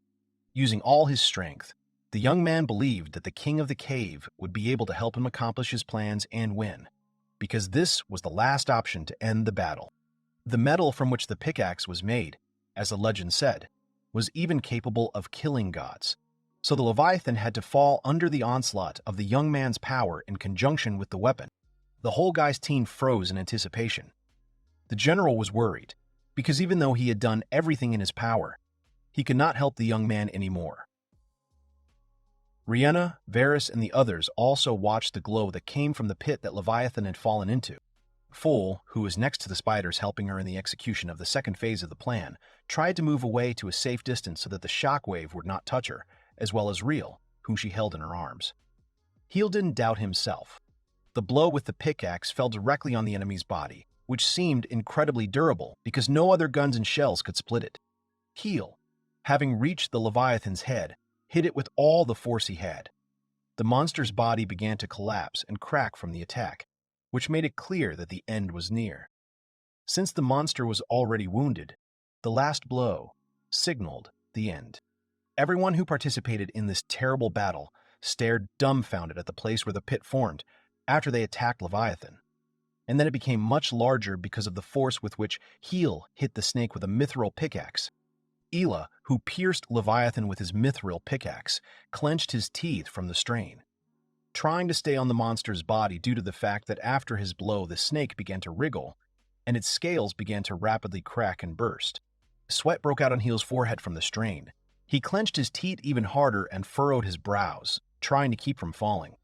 Looking at the death throes of Leviathan, Heel realized that his hit was accurate and fatal. The goblins, who stood on the edge of the pit, rejoiced because Heel managed to get into Leviathan. They shouted triumphantly that the legendary serpent had now been defeated. The Leviathan stopped writhing and began to fall deeper into the pit. When the Leviathan fell, Heel jumped off it and caught on a rock. Being in this position, he exclaimed that they had succeeded and they had defeated Leviathan. Suddenly, something made the young man open his eyes wide and look down. Leviathan, who they thought had been defeated, suddenly raised his head and shouted loudly right towards Heel, who was desperately holding onto the stone. Because of this scream, Heel could not hold on to the stone and hung on only one cable. The roar of the snake was so loud that it echoed off the walls of the cave and flew out. Everyone who was on the street covered their ears with their hands to somehow escape from this roar. Very assumed out loud that it was a death scream. At the same time, Heel, who had detached himself from the stone, began to fall further into the cave to the monster, but he still would not have crashed, because he was insured. As he fell, the young man opened his mouth in a daze, because he realized that the monster's scream echoed further into the cave. Having stopped screaming, Leviathan fell breathlessly to the bottom of this cave. Heel also stopped falling down and now hung limply on the cable directly over the body of the Leviathan he had defeated. At the same moment, the caves began to collapse from that scream. Varys noticed this and began shouting to everyone that the cave was collapsing. At the same moment, General L called out to Tara and shouted for him to get Heel out of this cave as soon as possible. Suddenly, Princess Rhianna, standing next to Varys, jumped. The girl fearlessly, without thinking at all about her life, pushed off the ground and jumped right into this cave to save Heel from the blockage. The goblins, crowding on the edge, called out in fright to the girl who was not afraid for her life. Jumping into the cave, she called out to Terran and stretched out her hand to him. The monster understood her request and shot at the princess with his web. Rihanna grabbed onto this strand of the web and flew straight towards Gil, who was in danger. Once she was next to Hila, the princess called out to him. She told the young man to hold onto her so that they could get him out of this cave. Hila himself was hanging on one cable, his head down and mumbling softly in pain. Realizing that Rihanna had suddenly somehow found herself next to him, Hila raised his head heavily to her and croaked for her to run, leaving him here, because otherwise she could have died with him. Tears of despair came to Rihanna's eyes from his words, because she did not want Heel to die at all. She shouted that she would never leave Heel here, despite the fact that she too could be in danger and die under the rubble. Rihanna picked up the young man with one hand and threw his arm over her shoulder to hold him and began to rise, exclaiming that she had promised him. Rihanna wanted to say something else, but suddenly the walls of the cave began to collapse rapidly, and a whole bunch of stone boulders flew down, right at Rihanna and Hila. Because of this, they both started in fright. At the same moment, a large creature covered in dust appeared through the dust. It glanced at Rihanna and Hila. When Rihanna saw this creature, her eyes widened in shock, and Hila, due to pain and fatigue, could only frown. When the stones were almost upon them, to their mutual surprise, the furry creature grabbed them both and began to lift them up, pushing off the stones flying down with his feet. Stunned, Rihanna asked where he was taking them. Both men ended up on the back of the wolf-like creature as it galloped rapidly upward, pushing off with all four paws. Clutching tightly at the stranger's fur to keep from falling, Rihanna asked about who he was. Suddenly, a huge boulder appeared in front of them, which, unlike the others, would not be so easy to circumvent. People screamed in fright, but the stranger told them not to be afraid. Just at this moment, another such creature appeared. That creature rushed right at that boulder and rammed it with its body, causing that stone to shatter into pieces. Thanks to this, the first creature managed to safely pull people out of the cave.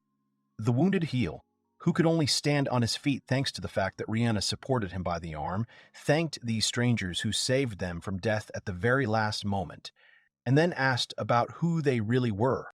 One of these monsters said that Heel had managed to defeat a huge leviathan, which meant that they were heroes among the people. The two strangers who saved them from being killed into the rubble turned out to be two large kobolds. The kobold with the white muzzle turned to the second one and said that they did not care about Heel, calling the second kobold brother. The white man said that he could smell his highness's scent from the hill. The young man opened his eyes wide and shuddered when he realized what was the matter. The first kobold turned to Hyle and Rihanna and apologized to them, saying that he and his brother would like to learn something from them. He asked if people on this island had seen a small box containing a small kobold. At the same moment, Valis, General Alvan, and Map, who were urgently looking for their head and the princess, jumped out from behind the hill. But when they saw two kobolds, General L froze in amazement, because he had already known them once. The kobolds noticed Alvan and Valis, who ran up to them, and said that they had not seen them for a long time. Kobold said that he had heard that the tribe of these goblins had long been wiped off the face of the earth, but did not expect that any of them remained. Valis told Rihanna and Hyle that the two kobolds were named Ash and Hain. They were from the tribe of Tiberius. They were the ones Alchemina had ordered to guard Leela. The kobolds were stunned that Valis knew their queen. Suddenly, little Lilu jumped out to the kobolds, chased by Fool, who tried to stop her somehow.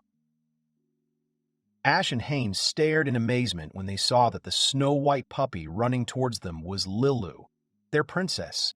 When Lilu ran up to the noisy crowd gathered in that place, Rihanna and Heel knelt down to try to catch her. Well, suddenly the kobolds also fell to their knees to bow to little Lila, and she froze in surprise. Bowing their heads, the kobolds said they were glad to see their princess in good health. They confessed and apologized to her for not being able to protect her. They said they were ready to humbly pay with their lives for the mistakes they had made. Rena and Heel looked at Lila with a soft smile, because she had finally found her relatives. The little princess herself squeaked and tilted her head questioningly. General Al turned to Ash and suspiciously asked about the reason for their visit. Ash was silent for a while, and then decided to tell everything anyway. and said that it would be stupid for them to lie. He said that the boat they were sailing on was sunk by a leviathan, and they lost track of the princess, so they drifted for a while. But after some time wandering around the sea on the wreckage of their ship, they were still rescued. The ones who saved them were the Commu pirate orcs from the Horde of Corvus, who took them on their ship and brought them here. Suddenly, a goblin ran up to them and called out to General Al. He loudly announced that a boat was approaching the pirate ship. General Al turned to his confidant and ordered him not to shoot at that boat without a signal. After that, Al turned to Ash and asked what all this meant, because he used to think that they were at odds with each other. Ash calmly replied that they just needed to meet those pirates to figure it all out. He said that the ship of those pirates who rescued them was well battered, so it was undesirable for him to stay at sea for a long time, and because of the shelling of their ship, they had no ammunition left at all, so they would be very easy to smash. Ash said that for this reason, he and Hain are asking all of them, as from themselves, to pardon these pirates. Upon hearing about this request, General L frowned. Veri and Fule froze in surprise, and Rihanna and Hel looked down thoughtfully. After a while, when the pirate's boat finally landed, everyone was already waiting for them. The surprised Hyle, who was leaning on Rihanna, was silent for a while due to surprise, and then introduced himself as Hyle, the head of this place. The long-haired pirate, in response, introduced himself to him as Kamo, the leader of the Horde of Corvus.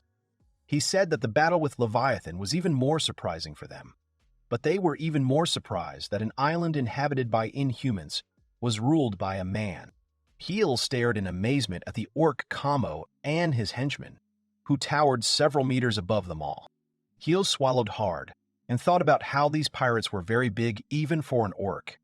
At the same time, Kamo noticed Al, who was standing behind Heel. He said it was big for a goblin. Kamo realized that he was El, the leader of the Beldan clan.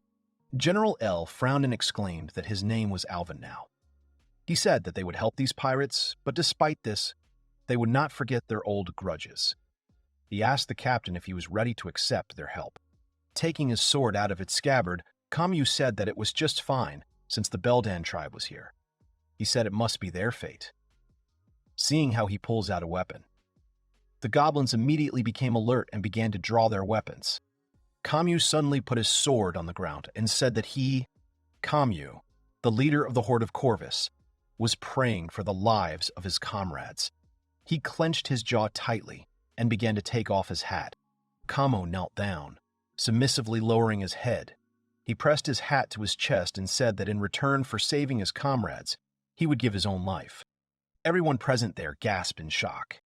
Kamo talked about taking full responsibility for what happened to their tribe. In return for his head, he asks to let them at least repair their ship. The general nodded, closing his eyes, and said that this was the end of his life as the leader of these orcs. Shioli looked at her general in a daze, and Kamo's assistant suddenly realized what was happening. He exclaimed that it wasn't their leader's fault. The orc looked over his captain's shoulder and exclaimed that the traitors had done it all, not them. Camel turned around and ordered Tom to be silent. Captain Kamo indignantly asked his subordinate if he wanted to embarrass him even more. He replied that it was not so, but he did not want to look at it. How his captain dies. After hearing about the traitors, Heel asked in surprise.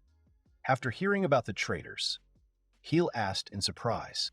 Tired of listening to this altercation, General Elvin got angry and shouted loudly for them to be silent. Rihanna and Hyle, who were standing next to him, covered their ears at his shout. Captain Camo and his assistant also stopped arguing and froze. Then Kill called out to Camo. Keel apologized to the captain for interrupting him, but he wanted to know everything. He asked Camo to let his assistant speak. The captain said nothing and clenched his teeth. His assistant realized that he could speak. He began to talk about how the orc Cloud was a deputy captain as well as a traitor. He waited until the leader sailed, and then brazenly stole part of their entire fleet. Camo's assistant thought that Cloud had always been quite strange. He said that their leader's methods were too soft, and that the Horde of Corvus needed more glory and honor than it currently had. With his sweet speeches, Cloud lured most of the captain's associates to his side. The captain himself moved back as soon as he heard the news about this, but by that time, Cloud had already escaped, hanging the flags of their horde everywhere. Hio realized that, as it turns out, it wasn't Captain Camo himself who was behind all this, but Cloud. Captain Camo's assistant exclaimed that this was indeed the case. Ash finally stopped just being silent and said that Leviathan appeared right in the middle of the battle, and then Cloud's troops were completely destroyed.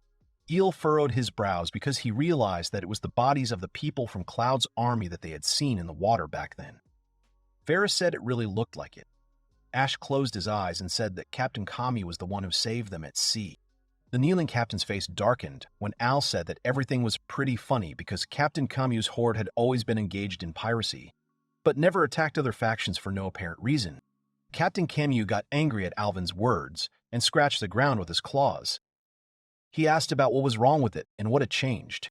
Gritting his teeth, he hissed that he just couldn't prevent all those attacks, which is why he couldn't quell that rebellion raised by Cloud. He exclaimed, "That is why he is ready to take responsibility for all those acts as a leader." Digesting all that information, Heel frowned and looked down. Then Alvin spoke up. Grabbing his sword, he said that if Captain Camu could still rally his orcs, then their clan house would be intact. Alvin stood threateningly in front of the kneeling captain and began to draw his sword from its scabbard. He said that Camu would pay with his life for his deeds. Al asked if he had anything else to say. Obediently closing his eyes, Captain Camu said that it would even be funny for him to die at the hands of Elvin, the warrior of Beldon. When Alvin swung his sword, everyone in the audience flinched and tried to somehow stop the general. Fuel also started up and called out to her father in despair. But it was too late, because Alvin's sword was already descending. Everyone started and stared at that place in a daze. As a result, Alvin's sword did not hit its target, but only stuck into the ground right in front of Camu, who stared at this sword uncomprehendingly. Alvin turned to the captain and ordered him to take this sword in his hands. Gritting his teeth, Al said that he, Elvin, the general of the Beldan tribe, was challenging the leader of the horde of Corvus, Kamiya, to a duel. Before the start of the duel, both opponents traditionally crossed their weapons, and then went in opposite directions and stood expectantly opposite each other. Everyone around them stood alertly to the side, watching what was happening. They were stunned, because they did not expect that El and Camu would arrange a deadly duel. Hyle, leaning on Rhianna's shoulder, was also watching. He wondered what the opponents' chances of defeating each other were. Alvin was very strong, because he is a goblin general, but his opponent is the leader of the orcs, which means that he is most likely superior to El in strength. Gritting his teeth in pain, Heel raised his hand, intending to at least put a shield on Alvin, because the chances were hardly on his side, but Rhianna intercepted the young man's hand, which did not allow him to put a shield. Heel turned to the girl in surprise and called out to him questioningly. Rhianna did not answer anything and only shook her head. Then Heel realized that his intervention was undesirable and stopped trying to help El, deciding to just watch it. Holding the blade in front of him, Camu turned to Elvin and firmly said that he was ready to pay with his head for the death of the general's tribe. Camu raised his blade in front of his face and exclaimed that he swore that in a duel, General Elvin would not just take his life. The general grinned back at him and exclaimed that he agreed to such conditions. Alvin exclaimed that he was not going to retreat at all, and as a result, Camu's head would fall in the blink of an eye. From this attitude of both opponents, everyone around them became even more wary, because both opponents were serious and were not going to give in to each other so easily and give their lives. After this short conversation, both opponents took up fighting positions to decide their fates soon. They tightened their grip on the hilts of their weapons and strained their legs.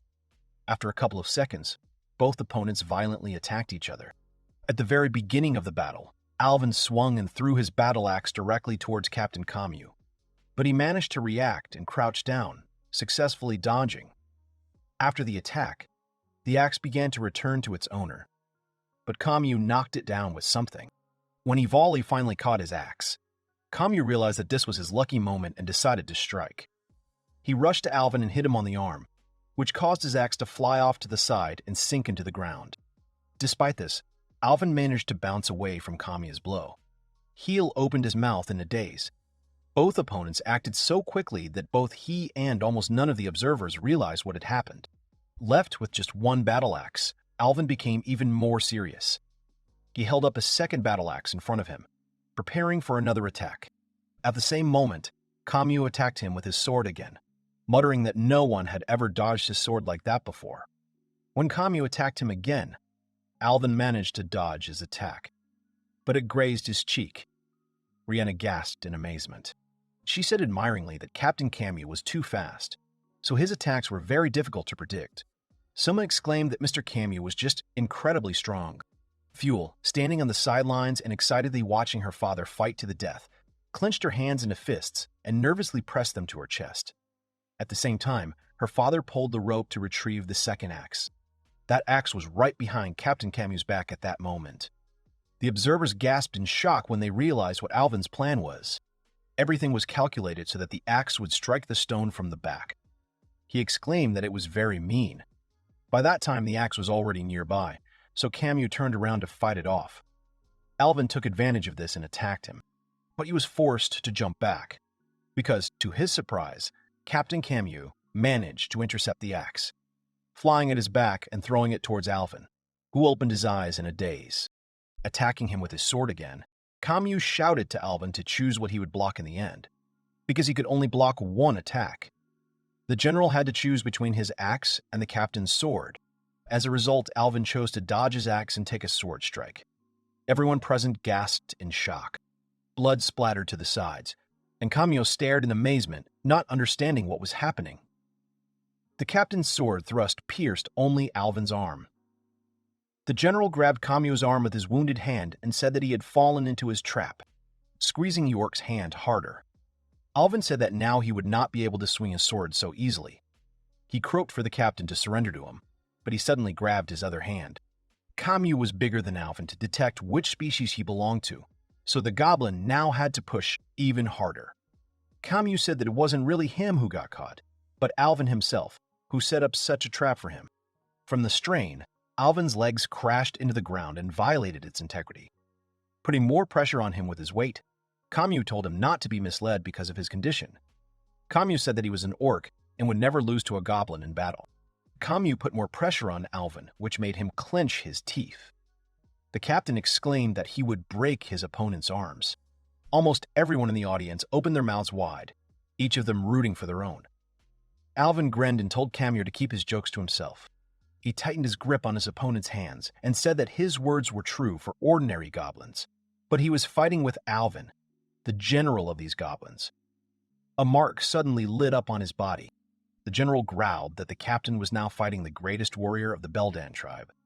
The goblin roared and raised his hands in the air, which caused Kamyu to also refuse in the air. Alvin threw him into the air, which caused the orc to exclaim in amazement.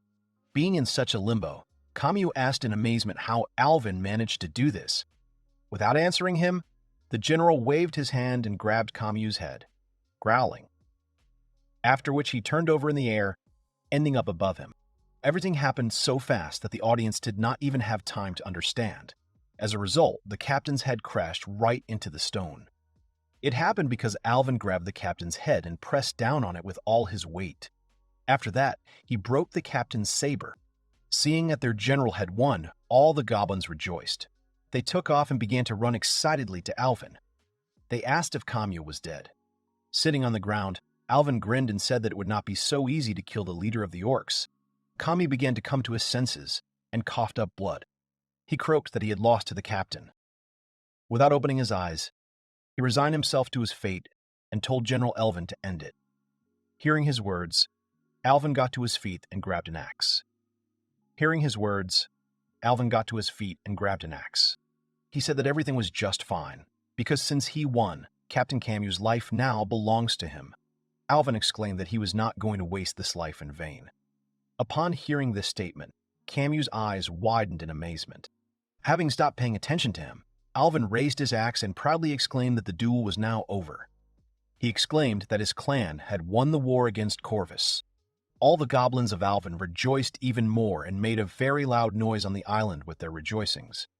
Alvin went up to the wounded hill and, scratching the back of his head, apologized to the head for starting to behave like that. Keel did not scold him in response and smiled.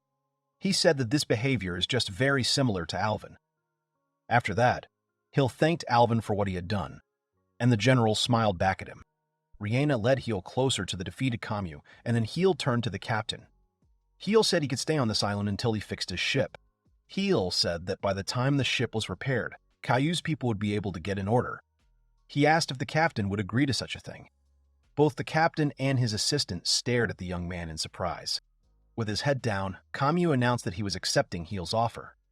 Moving away from his defeated opponent, Alvin was surprised to find his daughter standing with her head down. She just turned to her father.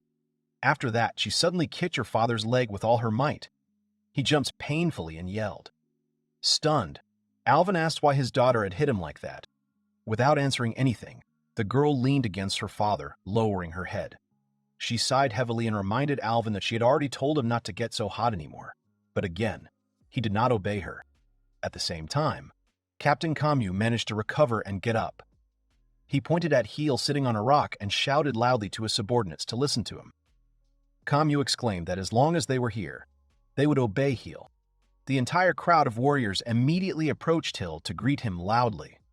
That's how hundreds of soldiers of the Horde of Corvus became guests of the inhabitants of the island.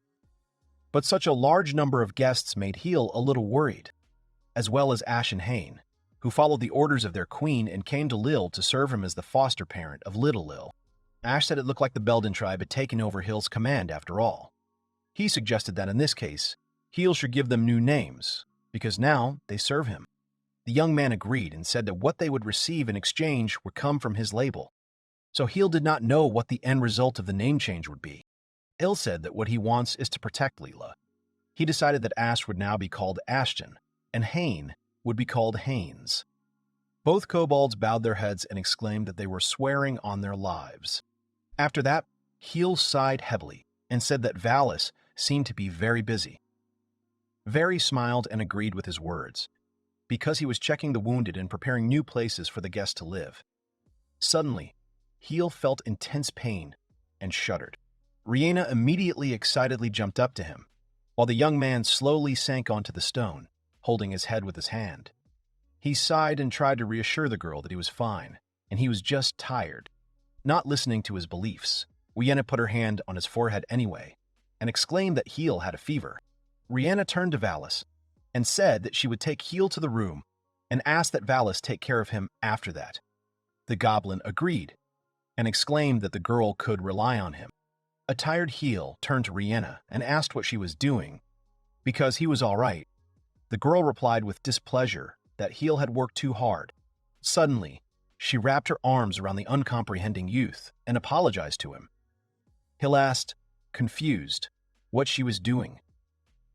Then Rihanna suddenly picked him up in her arms to carry him to the room to rest. Heel indignantly asked the girl about what she was doing. She replied that everything was fine and she would be able to carry him. The young man exclaimed that he wasn't talking about that at all. Captain Kamyu, who was watching this, giggled, covering his mouth with his hand. After that incident, Heel left all his command on Valis, and he was treated and rested to normalize his condition. Meanwhile, the goblins descended into the cave where the Leviathan defeated by Hill was located. Examining the snake's body, the goblins exclaimed enthusiastically that this beast was simply huge. One of the goblins turned to Valis and offered to just bury this Leviathan. Suddenly, Map approached the snake and carefully cut off a piece of it. Everyone was stunned to watch the Map eat this meat with gusto. After chewing this piece, Map jumped up and down contentedly, and then reached for another one. The goblins noticed that Tom really liked the meat of Leviathan. Valis mumbled thoughtfully, and then called 10 and 11 homers to him. After that, they began to freeze the cave to prevent the Leviathan from spoiling because they could not even think that the meat of the snake would be edible until Map tried it. Having finished with this, the goblins decided to occupy a huge golem in the sea, which they needed to pull out. Suddenly, someone called out to them, and the goblins turned around. It was Captain Camu's team who offered them their help in this, because they had boats and they also sailed well because they were pirates. The goblins of the island did not refuse and told the orcs to tie up the golem. Heel knew that, although it would not be easy. He wanted the Beldan tribe and the Horde of Corvus to put aside old grudges and start living in peace with each other. As it turned out, the core of the golem survived, and all thanks to Orichalcum, so Heel decided that he would need to restore that body. But first, he had to take care of his own. Rihanna was sitting next to him and offering something with a smile. Heel raised his hand and said sheepishly that he was fine, and therefore he could eat by himself. Rihanna immediately replied to him that this was not the case, because Heel would not recover if he did not rest a lot. Rihanna handed him a spoonful of food and told him to open his mouth.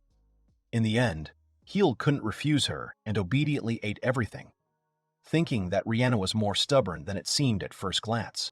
Despite everything, Heel was very grateful to her for taking such care of him, and the medicines Valis made for him from Yggdrasil leaves were very effective and helped him recover. Heel turned to Rihanna with a smile and told her not to force herself to do all this, because just a little more and he would have enough mana to recover. The girl replied with a smile that she did not force herself to take care of him all day because she was unlikely to have such an opportunity again. Rihanna turned away in embarrassment and began twisting a strand of her hair around her finger, saying that it was not difficult for her to help Heel. And even more so, she did not come to him so often. When the girl finished feeding him and was about to leave, Heel said that he realized that it was not difficult for her. He thought about the fact that he didn't really like the fact that he was resting while everyone was working. The young man looked at the wall where his pickaxe hung and thought that he really wanted to keep digging. At the same time, the goblins went down into the cave to dig. One of them told the other that this area was somehow too hot. Raising the pickaxe to strike, he replied that it was true. And when the pickaxe touched the stone, water splashed into the goblin. He jumped aside, stunned. They were both surprised that there was water here. One of the goblins exclaimed that it was a real hot spring. Some time ago, Heel was sent to a god-forsaken island. There he managed to save a sinking ship, fought a powerful monster, Leviathan. He also learned the true value of friendship. But now he was facing the greatest enemy he had ever seen, and he was unlikely to win. Rihanna called out sharply to Hela in the cave. The young man immediately responded and excitedly asked what was the matter. Rihanna told him that this hot spring was really good. Stammering, the young man agreed and then yelled. Stretching, being in hot water, Rihanna said that her tribe had the same hot spring and she washed in it every day. The girl quite declared that she liked it. The embarrassed Hill had to turn away, and he said he understood her.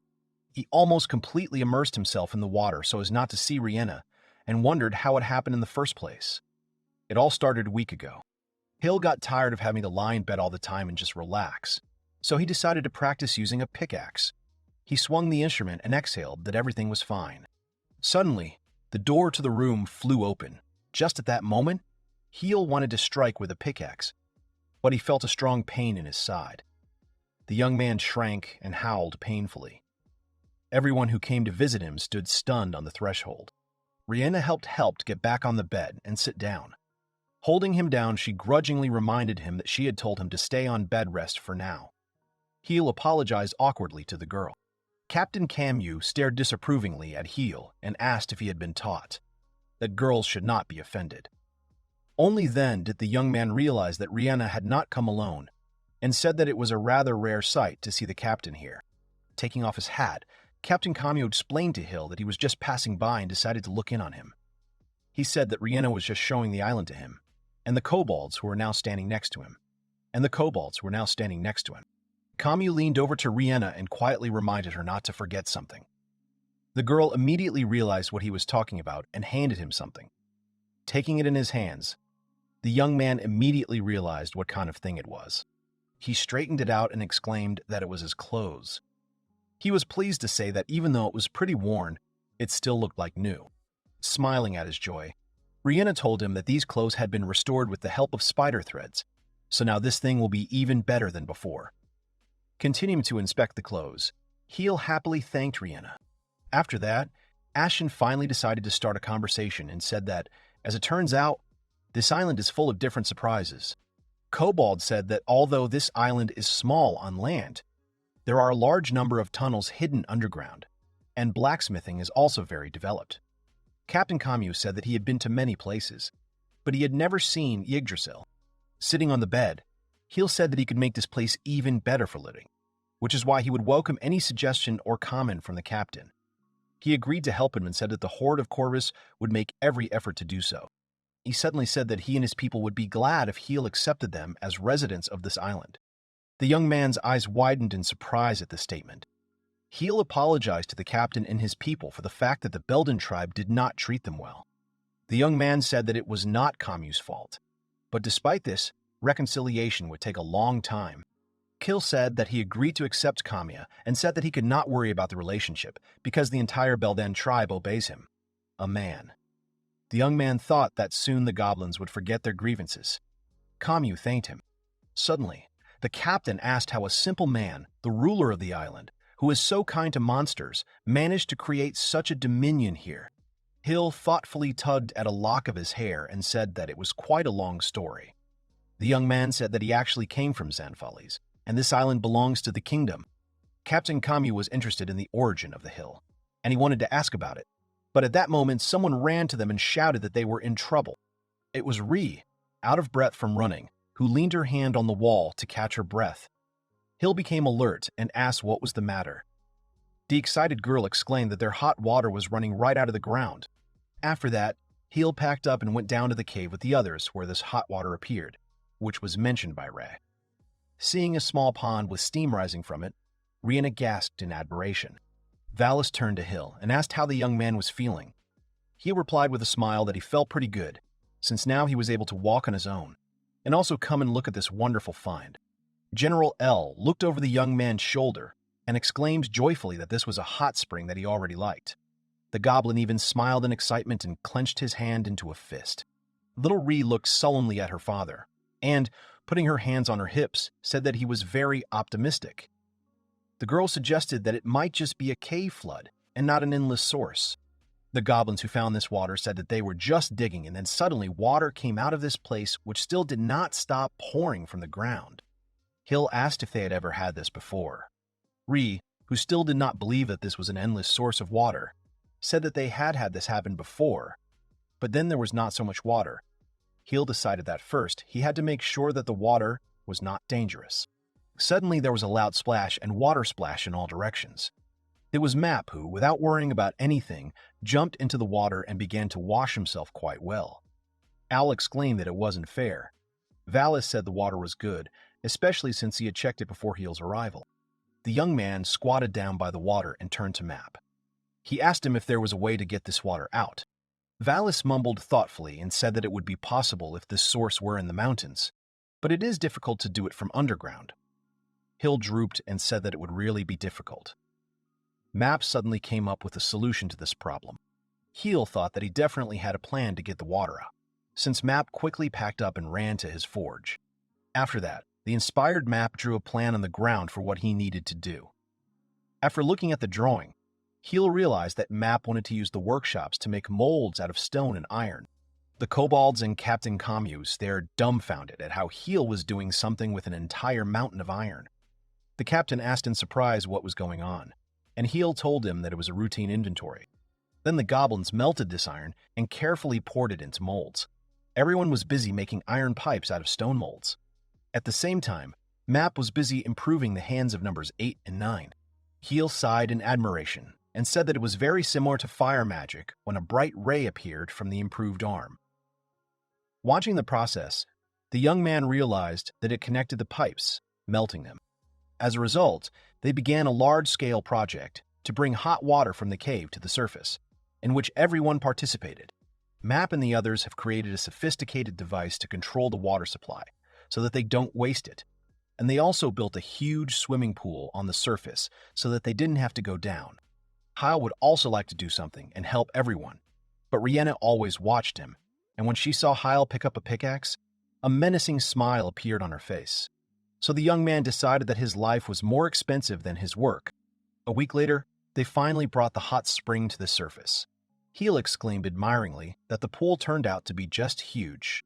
Scratching his chin, Kamu agreed with him, but asked about where the water was. While everyone was crowding around the still empty bathhouse, Valis called out to Map, who was sighing heavily, wiping his forehead after hard work. The underground device that regulated the water pressure was powered by the wind of Golem number 10. At the command of Valis, Map signaled to another goblin, who began to turn the wheel from which the mechanism worked. Immediately after that, the statue, which stood in the bathhouse and looked very similar to Map, opened its mouth. All the people gathered stared expectantly at the statue and were awkwardly silent. Then Map ran to the gurgling statue, Running up to her, Mappa stood behind the statue and hit her on the back with all his might. As soon as he did, a whole fountain of hot water sprayed out of the statue's mouth. Everyone gathered immediately cheered. Hill clenched his hand into a fist and exclaimed that Map had done a great job. Then he added in a lower voice that the design of the statue was not very good. Ree sat down on the edge of the pool and sighed admiringly, looking down. The girl watched as the water was rapidly gaining. General Elvin bent down next to his daughter and exclaimed that he already wanted to jump into this water. Captain Camus, standing behind him, waved his hand with a smile and said that he was transferring the right to enter the water first to Alvin. He wanted to add that the Belden tribe deserved it, but did not have time. Alvin was outraged by his words, so he just pushed Kamiya into the water before he even had time to understand what had happened. Once in the water, the captain indignantly asked Alvin about what he was doing, but he no longer paid any attention to him and suggested to the jubilant comrades that they enjoy this hot spring. Then Alvin mockingly said that they should wash themselves first, because they shouldn't be like the orc that fell into the water. Kamiya again exclaimed indignantly that he had not fallen himself, but Alvin had kicked him. After they all washed up, the joyful goblins and orcs began to bathe in hot water. The adults were fairly showered with hot water, and the children joyfully jumped into the water from a running start. Alvin leaned back on the rocks and sighed in relaxation, saying that it was very good. Camus, who was sitting not far from him, agreed with the general's words and said that this water would even relieve exhaustion. Valis thanked Kamiya for his help. Noticing that the captain does not react to Valis's praise in any way, Alvin asks Camus that something is wrong, or that he simply does not like the fact that he was praised, because according to the general, building all this is just the work of muscular orcs. Camus casts a displeased look at the general and declares that Alvin is insulting the captain's body with his words. One of the assistants quietly turns to Alvin and awkwardly says that he shouldn't have talked about their leader's muscles. At the same moment, Captain Camus suddenly jumps on a rock and begins to pose proudly, shouting to everyone to pay homage to his beautiful body. At the same time, the kobolds wash Lila and tell her not to pay attention to them. Heel, who also decided to swim, took a towel and a wooden basin with him. When he saw that a whole crowd had gathered in the pool, he smiled and said that the day promised to be fun. Seal, as always, rode beside his master. The young man turned to his pet and asked if he also wanted to swim with him. At the same time, Alvin called out to Fool and told her not to swim in the bathroom. She agreed, and then Heel flinched because he realized something. Turning his gaze to the pool, he noticed Fool, who turned to him and said that she thought that Heel had come there before everyone else. The young man realized that the pool was not divided, and therefore monsters of both sexes were bathing together. When Map was swimming in the water, a dark spot appeared around him. The goblins who were nearby asked what was going on with him. Kill turned to Varys and asked why the baths were not separated. He did not understand the young man. Kill sighed heavily and thought that Varys did not understand his question. Then soft footsteps sounded on the stone behind the young man, and someone called out to Heel, making him start.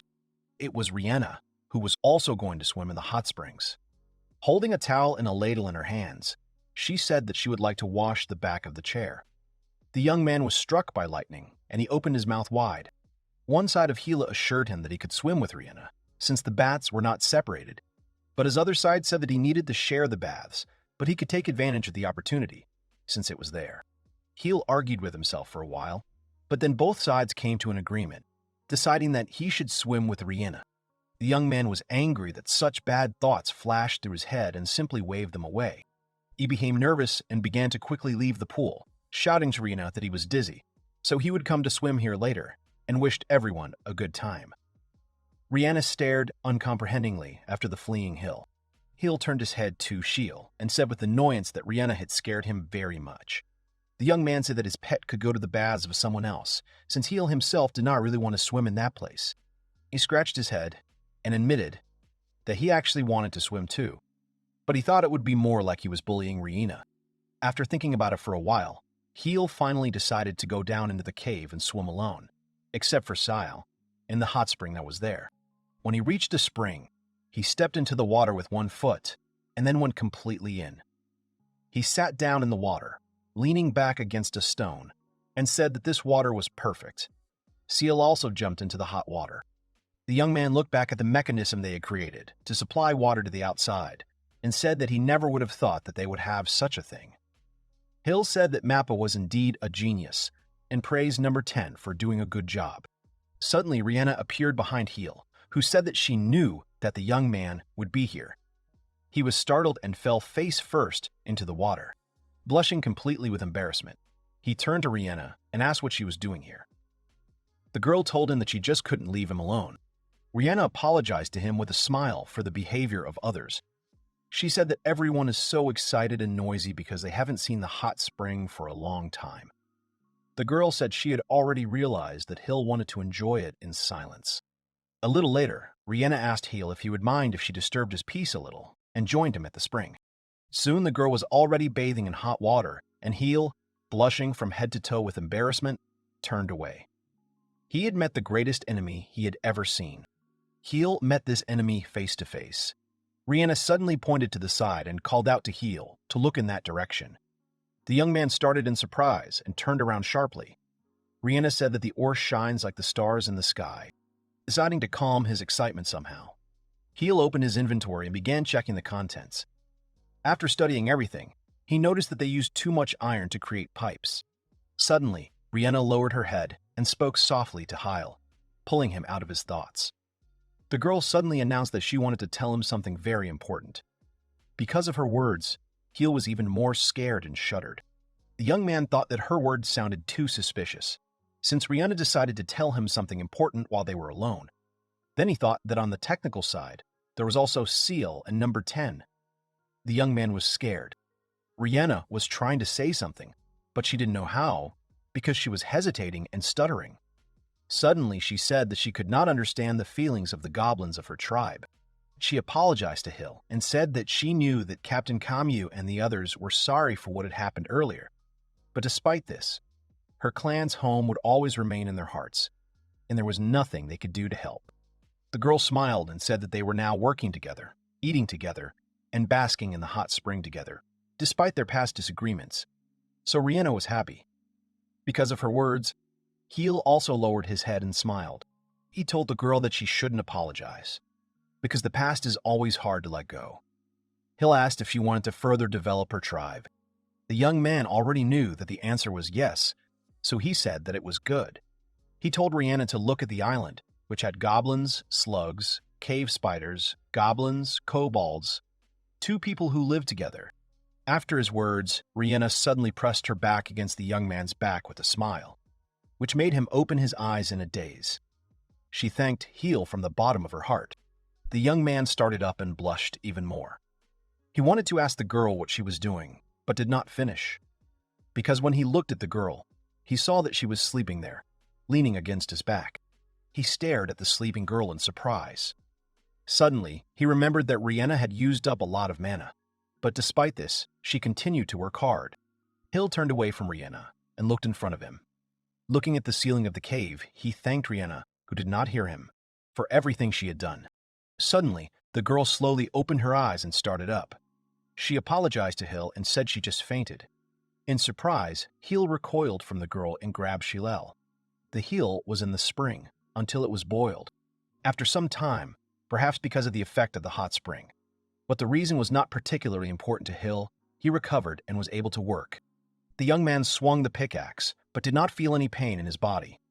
He wiped tears of happiness from his face, because now he could dig. Rihanna and Fool stood at the door, smiling. But Fool still didn't understand how Heel could cry over this. Captain Kamyu came into the house and congratulated Heel on his recovery. The young man turned to him and greeted the captain. He pointed a finger behind his back and winked at Hill, asking if he had an extra minute, when they both went outside. Kamyu looked at the view that extended from the hill they were on and said with admiration that the view here was very beautiful. Kami turned to Hill and handed him the list. He said it was a gift for the young man in honor of his recovery. Hill accepted the gift and looked at it in surprise. Opening the scroll, the young man realized that this was Port's plan. He asked Kamyu if he had created the list himself. The captain proudly stated that he had created this plan at the request of Valis. He asked him if it was possible to build a port on this land, so Kamyu made this plan. The captain said that, in addition, He had heard that Heel was going to trade with the outside world in the future. But the young man did not have ships. Heel replied with annoyance that they had broken all the ships that were broken into planks. After his words, Captain Kamyu pointed to his ship, which was located near the island, and said that they were ready to give their ship to Hill. Stunned, the young man asked if it was true. The captain confirmed his words and said that they would give the ship back, but Hill would have to repair the bottom of the ship, which was broken by Leviathan. This was another reason to build a port. Hill asked what the triangle that was drawn on the port's plan meant. Kamyu said that he got a little carried away and therefore designed the port plan a little in the royal style. He marked with a triangle everything that could not be built. The young man considered the plan, thoughtfully stroking his chin. He said that the plan of this port is as good as the real royal port. Kamyu noticed that Heel knew what the royal raft looked like, so he asked if the young man was from the kingdom. He smiled a little grimly and confirmed the captain's assumptions. Heel has stated that he is the 17th prince of the Kingdom of Sanfaris. Since he was a complete loser, they got rid of him. After he told Raina everything, it became easier for her to talk about the past. Kamyu apologized to him for his question. The young man immediately raised his hands so that the captain would not think anything superfluous. He said that all he wanted to say was that this island was considered abandoned, and therefore the kingdom would not even look here, so he did not have to worry about it. Turning away from the captain, Heel thanked him with a smile for the gift, and then said that he would go and discuss the further plan of action with Valis and Map. Kamyu agreed with him. The captain silently looked after Hill, who was leaving, and the young man thought that Kamyu did not like his design very much. After that, they started building, and Heel laid the bricks with the help of his powers. Captain Kamyu watched the young man's work with his mouth wide open in amazement. Alvin patted him on the shoulder and laughed. He proudly exclaimed that their leader was very strong. As he continued to watch Heel move the huge bricks, Kamyu asked how the mark of the king of the cave was even capable of such a thing. After a while, almost everything was already finished. Captain Kamyu admired the young man's work and exclaimed that it was amazing. He said that Hill had built a wonderful harbor. Heel turned to the captain and said that he could only lay the foundation for the port. He asked if he could assign further control of the port to Captain Kamyu. He pointed a stunned finger at himself, not believing that Heel had offered him this. Behind Kamyu's back, Valis exclaimed that everything would be fine and he would succeed. Rihanna wished good luck to the captain with a smile, and Alvin made a displeased face. The captain turned in surprise in their direction. Turning back to Hyle, Kamyu struck his chest with his fist and exclaimed that he agreed to the young man's proposal, and he could rely on him. He exclaimed that he would build this beautiful port. Heel said with a smile that he would give these beautiful golems, which he pointed out, as assistance to the captain. The young man restored the numbers from the 1st to the 7th, which were destroyed by Leviathan. He exclaimed that he was glad to see them, and it was time for them to get to work. There was still plenty of stone for the construction of the port, so Heel decided to go down into the cave and dig. While he was digging, Fule came up behind him. She exclaimed joyfully that Heel had finally returned to the caves. She asked why the young man was not using a mithril pickaxe, but an ordinary one. Heel thought that this was not necessary now, because he had enough of an ordinary pickaxe. Suddenly, Hill heard someone saying that it was dangerous for Leal to be here, so they shouldn't go any further. It was Ashton and Haynes, whose main job is to keep an eye on little Lilu. Hill awkwardly apologized to Ashton and asked them to take Lila away from here. After that, Fool stood next to Haynes, who decided to stay here and asked with a grin if he would dig with them now. The kobold picked up a pickaxe and said he wanted to try digging. The girl laughed and asked Haynes what kind of pickaxe he should use instead of a sword. Hill, standing nearby, called out to Fuel to calm down a little. Then the young man turned to Ashton, who was standing behind him and watching what was happening, and asked him not to take offense at Fool, because she is still a child. At the same time, Fool was teaching Haynes. Kobold asked her about hitting with a pickaxe. The girl exclaimed that it was exactly like that. She pointed to the glowing spots behind the rock and said they meant there was something there. Heel watched the kobold's work from the side in surprise.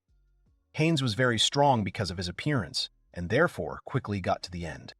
After that, Fuli decided to compete with Kobold in how much ore they would be able to dig up. They worked so hard that boulders flew in all directions. Heel smiled contentedly and slung a pickaxe over his shoulder because now he could do his favorite thing. The young man just loved digging in the mines. While the second kobold was busy, Lilu jumped onto Ashton's shoulder. Kobold apologized to Hill and said he needed to get back to his job. Suddenly, Lilu noticed something and jumped to the ground, and then began to bark at some stone. Haynes and Fully were sitting in a pile of rocks that had been left behind after their hard work. Kobold laughed contentedly and said that digging turned out to be much more interesting than he thought. Fully agreed with him and exclaimed that there were always plenty of ores here. Suddenly, Haynes, who was holding a pickaxe and had dug something out, called Heel. He exclaimed that he and Lilu had found something. Everyone immediately started up and looked in that direction. From the other end of the cave, Haynes exclaimed that he didn't know what it was. Fully jumped up from her seat and shouted at Leela that she didn't have to go to that place. What Haynes and Leela found turned out to be some kind of incomprehensible device. Heel assumed it was some kind of aurichalcum chest. Feely exclaimed that she was sure it was a coffin and not a chest. Haynes said gloomily that all this was not good. He looked down at his feet and noticed some kind of strangely shaped stone there. The kobold took him in his paws and said that such stones had fallen out of that device. Hill exclaimed that it was something new, and then asked Haynes to give it to him. The system showed Hill that this unusual stone was a transfer stone that instantly moved to other transfer stones. The transfer distance depended on the size of the stone. Gil looked doubtfully at the transfer stone, stroking his chin. He asked how this stone could be used to transport himself to another. Then Fully called out to Hela because she had found something. She was looking at the device they had just found and found a hole on it that looked like a stone in Heel's hands. The girl suggested inserting this stone into the hole. Heel obeyed the girl and inserted the transfer stone into the hole. The stone fit perfectly in shape and size, and then suddenly lit up. Everyone who was there stared in shock. As a result, nothing terrible happened. Just the device where the stone was inserted also lit up. Fully looked at the illuminated floor of this capsule and asked about where this thing leads. Ashton replied to the girl that he would not advise them to go there themselves, even if this capsule really transfers to another stone. After that, everyone turned their backs on this capsule and began to discuss the find. Fully scratched her head and offered to send a golem there. Haynes agreed, but suggested that golems might not work there. They didn't notice the map at all. Heel began to turn back to the capsule and said that they needed to think more about what to do next. The young man turned around just at the moment when Map moved to another place with the help of the capsule. Everyone cried out in shock. After seeing how Map disappeared, Heel did not think long and rushed to the transfer capsule. He exclaimed that he was following Map, and he ordered the others to wait here. Haynes rushed after him and shouted that Hill should not do this. Suddenly, the stone lit up again, and all those gathered in this place who were about to run to save Map were struck by lightning. As a result, they all ended up in another place completely unfamiliar to them. Fully frowned in displeasure and asked where they were. Hill muttered that he didn't know. He turned to Lila and asked if she knew where Map was, but she didn't know. After that, Hill went back to the capsule and began to enter it. He looked over his shoulder and said that he would go to check everything first, because it didn't seem to be dangerous. He told Seal to call Valis. When Hill entered the capsule, Lilu also hurried after him and jumped into the capsule, barking cheerfully. Few also ran to them and shouted that she would also go with them to look for Map. After that, both kobolds came to them, which were of considerable size. They were guards of Princess Lilu, so they had to protect her. Fool tried to tell them to wait, because they all just wouldn't fit into the capsule, but it was too late. Ashton, pinched, suggested to Haynes that he go after them. The latter agreed with his proposal. He tried to get out of the capsule backwards, but he got stuck. Lilu squeaked indignantly and Fully exclaimed that she was pinned down. Hill tried to calm down Lila, who was very loudly indignant, and then their capsule suddenly activated. Once transported to a completely different place, everyone fell out of the transfer capsule. They fell to the floor with surprised cries. Hill hit the floor painfully, and Lilu ended up on his head and suddenly started barking. Looking up, Heel saw that they were in a huge hall that was filled with bookcases. The young man began to get to his feet and gasped in surprise. He said admiringly that he had never seen something like this before. Fully went to the bookcase and examined it. The girl said that there were a lot of books in this place. and then clarified whether they were exactly on the island. Hill looked down over the fence and swallowed hard. He said he thinks they are on the island because this place is similar to where he found the golems. The young man saw that the library had a lot of floors and said that it was scary. Looking around, Haynes turned to Hill and informed him that he had found the map they had come here for. Kobold added that Mappa needed help. Then Hill immediately became serious and told Haynes to take him to Map. The kobold led the young man past several bookcases. Hill noticed that some of them had been trashed because books were lying on the floor. When Haynes brought him to Map, Hill saw that he was lying on the floor in a pool of blood. He immediately rushed to Map and began shaking him, asking what had happened to him and who had injured him. Turning over the map, Hill saw that he was bleeding from the nose. Looking down, the young man saw a book with women on the floor, which Map was looking at. The young man blushed in embarrassment and abruptly slammed the book shut, saying that he just needed to forget about it. Closing the book, he began to treat Map at the same time. After that, Map finally came to his senses and sat on the floor, scratching his head. Hill turned to him and said that they needed to go back, because they were all worried about him. Suddenly, Map jumped to his feet and began to look around. Looking down, Map found a book on the floor, which depicted ancient symbols. The caveman took the book in his hands and examined it, and Hill called him to follow him. After that, Map thoughtlessly threw the book back, straight down. Turning back, Hill saw that Seal had returned and brought with him a whole crowd of help.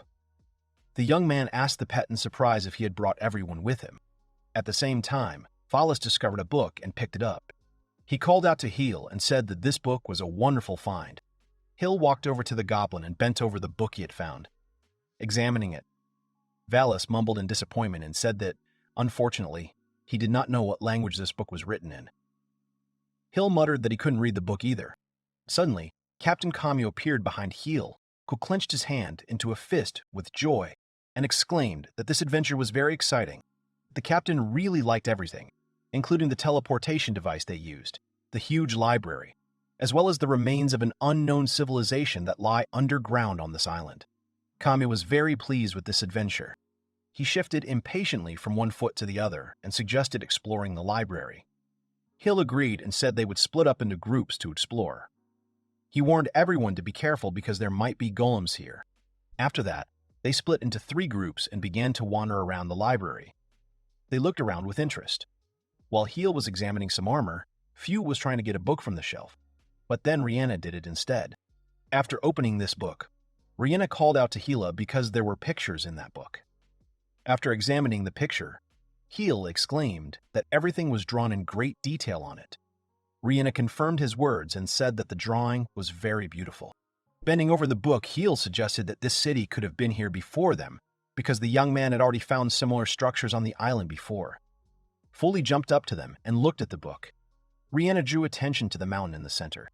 The girl pointed her finger at the mountain that towered above all the other structures in the drawing and said that that mountain looked just like their island. Fruley looked at this mountain doubtfully and said that this mountain was different from their mountain in size. Rihanna laughed and said that their island looked much friendlier. He turned back and saw Ciel there, looking up. Hill and his group approached Ciel, who just froze in place and looked up. The young man asked him about what had happened. Everyone raised their heads and looked where Ciel was looking. As it turned out, there was a huge statue of a woman holding a scepter in her hand. Rihanna enthusiastically said that the statue was very beautiful and suggested that it was a goddess. Continuing to look at the statue in surprise, Hill said that once the people who lived here worshipped this goddess, who was now depicted here in the form of a statue. After that, they continued walking past the entire bookshelves. Hill thought that even in his kingdom there were no records of these ruins, and assumed that no one had found this place before them. On the way back, they extracted a couple of magic stones and heart stones from the remains of the golem here, and gathered into one group again. But despite all this, they have not found any information about these ruins. Valis really wanted to study the books from there and took about a dozen of these books with him, loading Ciel up, so Hill could hope that Valis would find something. Valis himself said that he was not sure that he would succeed. Suddenly, Fool felt something and turned towards the wall. Without saying anything, the girl hit the stone wall with a pickaxe. It became clear from the sound that there was some kind of room behind the wall, so Fooley called out to Hill. and informed him that there was a passage behind the wall. After that, they looked around carefully, but did not find anything like a passage. Fuel impatiently held her pickaxe in her hands and asked if she could dig already. Heel himself did not feel any magical energy there, but the light told him that there was an ideal place behind that wall. The young man pointed with his hand to Fula, where she should dig, and said that he would protect her with his magic if something happened. At his command, Fula swung. Then she slammed the pickaxe against the wall with all her might, so that only one blow was enough to break through it. Haynes exclaimed that Fuel had made a good shot. She laughed contentedly and walked over to the hole in the wall that she had made. Looking inside the secret room, she froze in surprise. Suddenly she took off and ran straight into that room. Hill followed her and also froze in surprise. When he saw what Fule had found, he smiled and congratulated her. There was a small pedestal in that room, on which there were 3 objects. Taking one of them in her hand, Fule exclaimed that these were stones of change, which there were at least 3 here. After they visited that mysterious place and found the stones of change. Every day, as soon as the sun appeared from behind the sea rocks, Fuel woke up. She sat up sleepily on her bed and tried to come to her senses. Then she came down from the 2nd floor of the bed where they slept together with Rihanna. While Fule was getting out of bed, Rihanna was still sleeping sweetly and snoring in her sleep. After coming down, Fule began to pack and get dressed. She braided her hair and then threw her vest over herself. As soon as she was ready, she immediately went down into the caves. As she went down the stairs, she called Golem number 15 after her. No one else in their community was so worried about digging, like Fule herself. Absolutely every day she went to the mines while the others were still asleep. Fuel was also the last to leave the mines. Coming to the mines in the morning, Heel noticed every day that Fuel was already there, and judging by how much she had dug up, it had been a long time. Scratching his head, he ordered the golem that was with Fula to take the girl out of there and take her outside, because Heel was very worried about how tired she was. After the golem grabbed Fuel tightly, she frowned with displeasure because she was distracted from her work, and Heel himself didn't even know what Fuel really wanted. After some time, they gathered together in the forest at the same table. Someone asked if this stone really allows you to evolve from an ordinary monster into another. Rihanna, who was also there, said that it was true because she herself managed to evolve with the help of this stone. Everyone gathered at the table: Kill, Kobolds, Map, Valis, Kamu, Elvan and Fule, as well as Lilu, Terran and Seal. After Rihanna's words, Kamu looked at the stones in surprise, because he always thought that this was Rihanna's real appearance. Fuel told the captain that their Princess Rihanna used to be an ordinary goblin, and not such a beauty. The kobolds stared and asked if it was true. The captain was surprised again when he heard that Rihanna was a princess. He asked if it was true. With a puzzled expression on his face, Kamu said that he used to think that Rihanna was an elven princess who ran away from her home with Heil. At his statement, Rihanna and Hill choked on their drinks and blushed. Hill indignantly asked the captain what he was talking about. The young man confusedly said that he had already told the captain that, in fact, it was not like that at all. He smiled contentedly and said that he was amused by the way Rihanna and Hill reacted to his words. Clearing his throat, Hill still hadn't stopped blushing, and turned the conversation to another topic, saying that he didn't expect them to find 3 stones of change at once. The young man said that they would definitely give one of these stones to Foley, who was now sitting at the table with a satisfied expression on her face, despite the fact that she was worried. Hill said that one stone was for her, because she was the one who found them. After thinking about it, Hill turned his gaze to Valis and said that the 2nd stone would be his if he did not mind. Valis, sitting silently at the table, shuddered at his words. He was surprised that they decided to spend 1 stone on him. Valis said that it is not worth doing this, and he thinks that there's a more suitable candidate for this role to evolve. He stretched out his hand, which made his mark visible to everyone on his palm. Heel replied that he insisted on it, especially since his Wizard King mark was currently idle. Upon hearing about the mark of the Wizard King that Valis had, Kamu started up and exclaimed that it was the strongest mark. Ashton agreed and muttered that this mark is very strong and useful, if you find the right use for it. Suddenly, General Elvin spoke up and called out to Valis. Scratching his head, he said that Valis was already old, so he could evolve with the help of the Stone of Change and get a new and young body. When she heard that Valis had already become full, asked in fright if he was dying. Rihanna took up her words and exclaimed that she did not want Valis to die. He said regretfully that he was already too old. The words of Alvin, Rihanna, and Fule betrayed his resolve, so Valis suddenly started talking about how, despite his old age, he still wants his mark to be useful to them. Clenching his hand into a fist, Valis confidently turned to Hill with a smile and asked him to let him use the stone to evolve and become younger. As a result, they distributed 2 stones. But there was a third one left, for which there was no owner yet, because it did not look at all like someone wanted to evolve themselves. The kobolds refused the stone, saying that they could still use their marks for now, so evolution was not required. Valis turned to Kamu and asked if he had a mark, because he would like to see it. The captain began to take off his glove and said that he also had a mark. Taking off his glove, he showed everyone the mark on his hand. Valis exclaimed in surprise, and Heel muttered that he had never seen such a mark before. Valis explained to the young man that this is a mark, a sea dragon that allows you to control the water. Valis tells us that he has heard that only newts can use this mark. Heel opened his mouth in surprise when he realized that this mark turns into a monster. Hurriedly putting the glove back on his hand, Kamu asked them to let him explain everything. He said that he did not want to use this label, even though there was evolution. General Alvin turned to Kamu, surprised that he did not want to use the mark. Alvin said that from the description of the tag, he realized that Kamu could be an ideal sailor. He said sarcastically that Al had funny jokes. Kamu put his hand to his forehead and dramatically exclaimed that monsters had disgusting slippery scales, so he did not want to become like them. Heel awkwardly decided that it was better for him not to force the captain to evolve. As a result, they unanimously decided to carry out both evolutions immediately in the same clearing where they drank tea. Fuel impatiently stood in the center of the clearing, and everyone else stood at some distance from her. Fuel picked up her change stone and said she was a little nervous. The girl turned to Rihanna, who was standing nearby, and asked what she should do. Because Rihanna had already gone through this, so she knows what to do. The princess immediately roused herself and told Fula to just think about who she really wanted to become, and wanted it very much.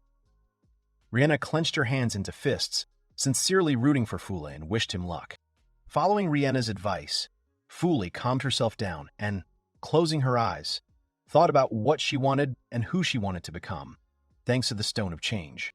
Fula remembered that she was always, absolutely all the time, protected by someone. Whether it was Heel, her father, or Rihanna, someone was protecting her anyway. The girl thought that someday everyone would leave her and she would be left alone, unable to protect herself. Fuel pulled out the Stone of Change in her hands. It suddenly lit up and rose into the air. Fuel thought that she was the daughter of the great Elven himself, so she simply could not be weak and unable to protect herself. The power of the stone that activated was so strong that a wind blew that blew everyone away. When everything stopped, everyone opened their eyes, which were filled with surprise as soon as they saw what had become of Fule. As the kobolds opened their mouths in shock, Captain Kamu muttered that this couldn't be happening. Heel immediately turned away and covered his eyes with Map's hand, so that he would not see Fuel.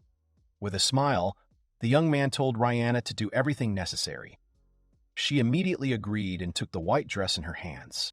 Having evolved, Fuli opened her eyes and made a surprised sound. After examining herself, she said that her arms and legs were longer now. Because she had evolved, her feet were now completely bare. Fool looked at herself in surprise and scratched the back of her head. She was glad that the Stone of Change had really worked on her.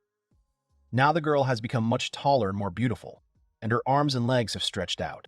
Rihanna went up to her and carefully put a dress on Fool. The princess asked her if she wanted to see her new self. To do this, they had Seal, who stretched out and looked like a mirror. When Fool saw herself, her eyes widened in surprise. Suddenly, she rushed to hug Rihanna enthusiastically and cheerfully shout that she had succeeded, and now she too had evolved. Rihanna hugged her back and congratulated her with a smile that Fuley had evolved. Alvin went up to his daughter and examined her busily. Crossing his arms over his chest, he said that everything turned out well because his daughter became bigger and faster, but he could not say the same about strength. Fulda said that she was not thinking about muscles. but about magic. After saying that magic was important to her, Fuel suddenly remembered this and excitedly asked if she could use magic now. Heel examined Fuel carefully and told her not to worry about magic because he sees mana flows in the girl, so she just had to learn spells. Fuel was glad that she could use magic now. Looking at her hands, she said that her skin color remained the same, unlike the color of the princess's skin. At first, not giving it much importance. Suddenly she realized that their skin colors were really different and asked Rihanna about it. Fuel asked about why the princess had become human-like. When Fuel started talking about it, Rihanna suddenly started up and Heel looked at her in surprise. Rihanna lowered her gaze, completely blushing with embarrassment. Stammering. She said she didn't know the reason for it. She said she thinks everyone's evolution is individual. Hill stroked his chin thoughtfully and said that it could be. After they dealt with the evolution of Fool, Valis approached them, who held his stone of change in his hand. He said that changing the Fool meant that he might get a different body. Rihanna cheered him loudly and told him that it was his turn. Immediately after that, the stone shone brightly along with Valis, who was holding it. When it was over, everyone stared at Valis in surprise. Fool put her hands on her hips and asked what happened. When the dust cleared, Valis examined himself carefully. He was silent for a while and then said that something strange had happened because nothing had happened to him. Valis touched himself with his hands again to make sure that he hadn't really changed.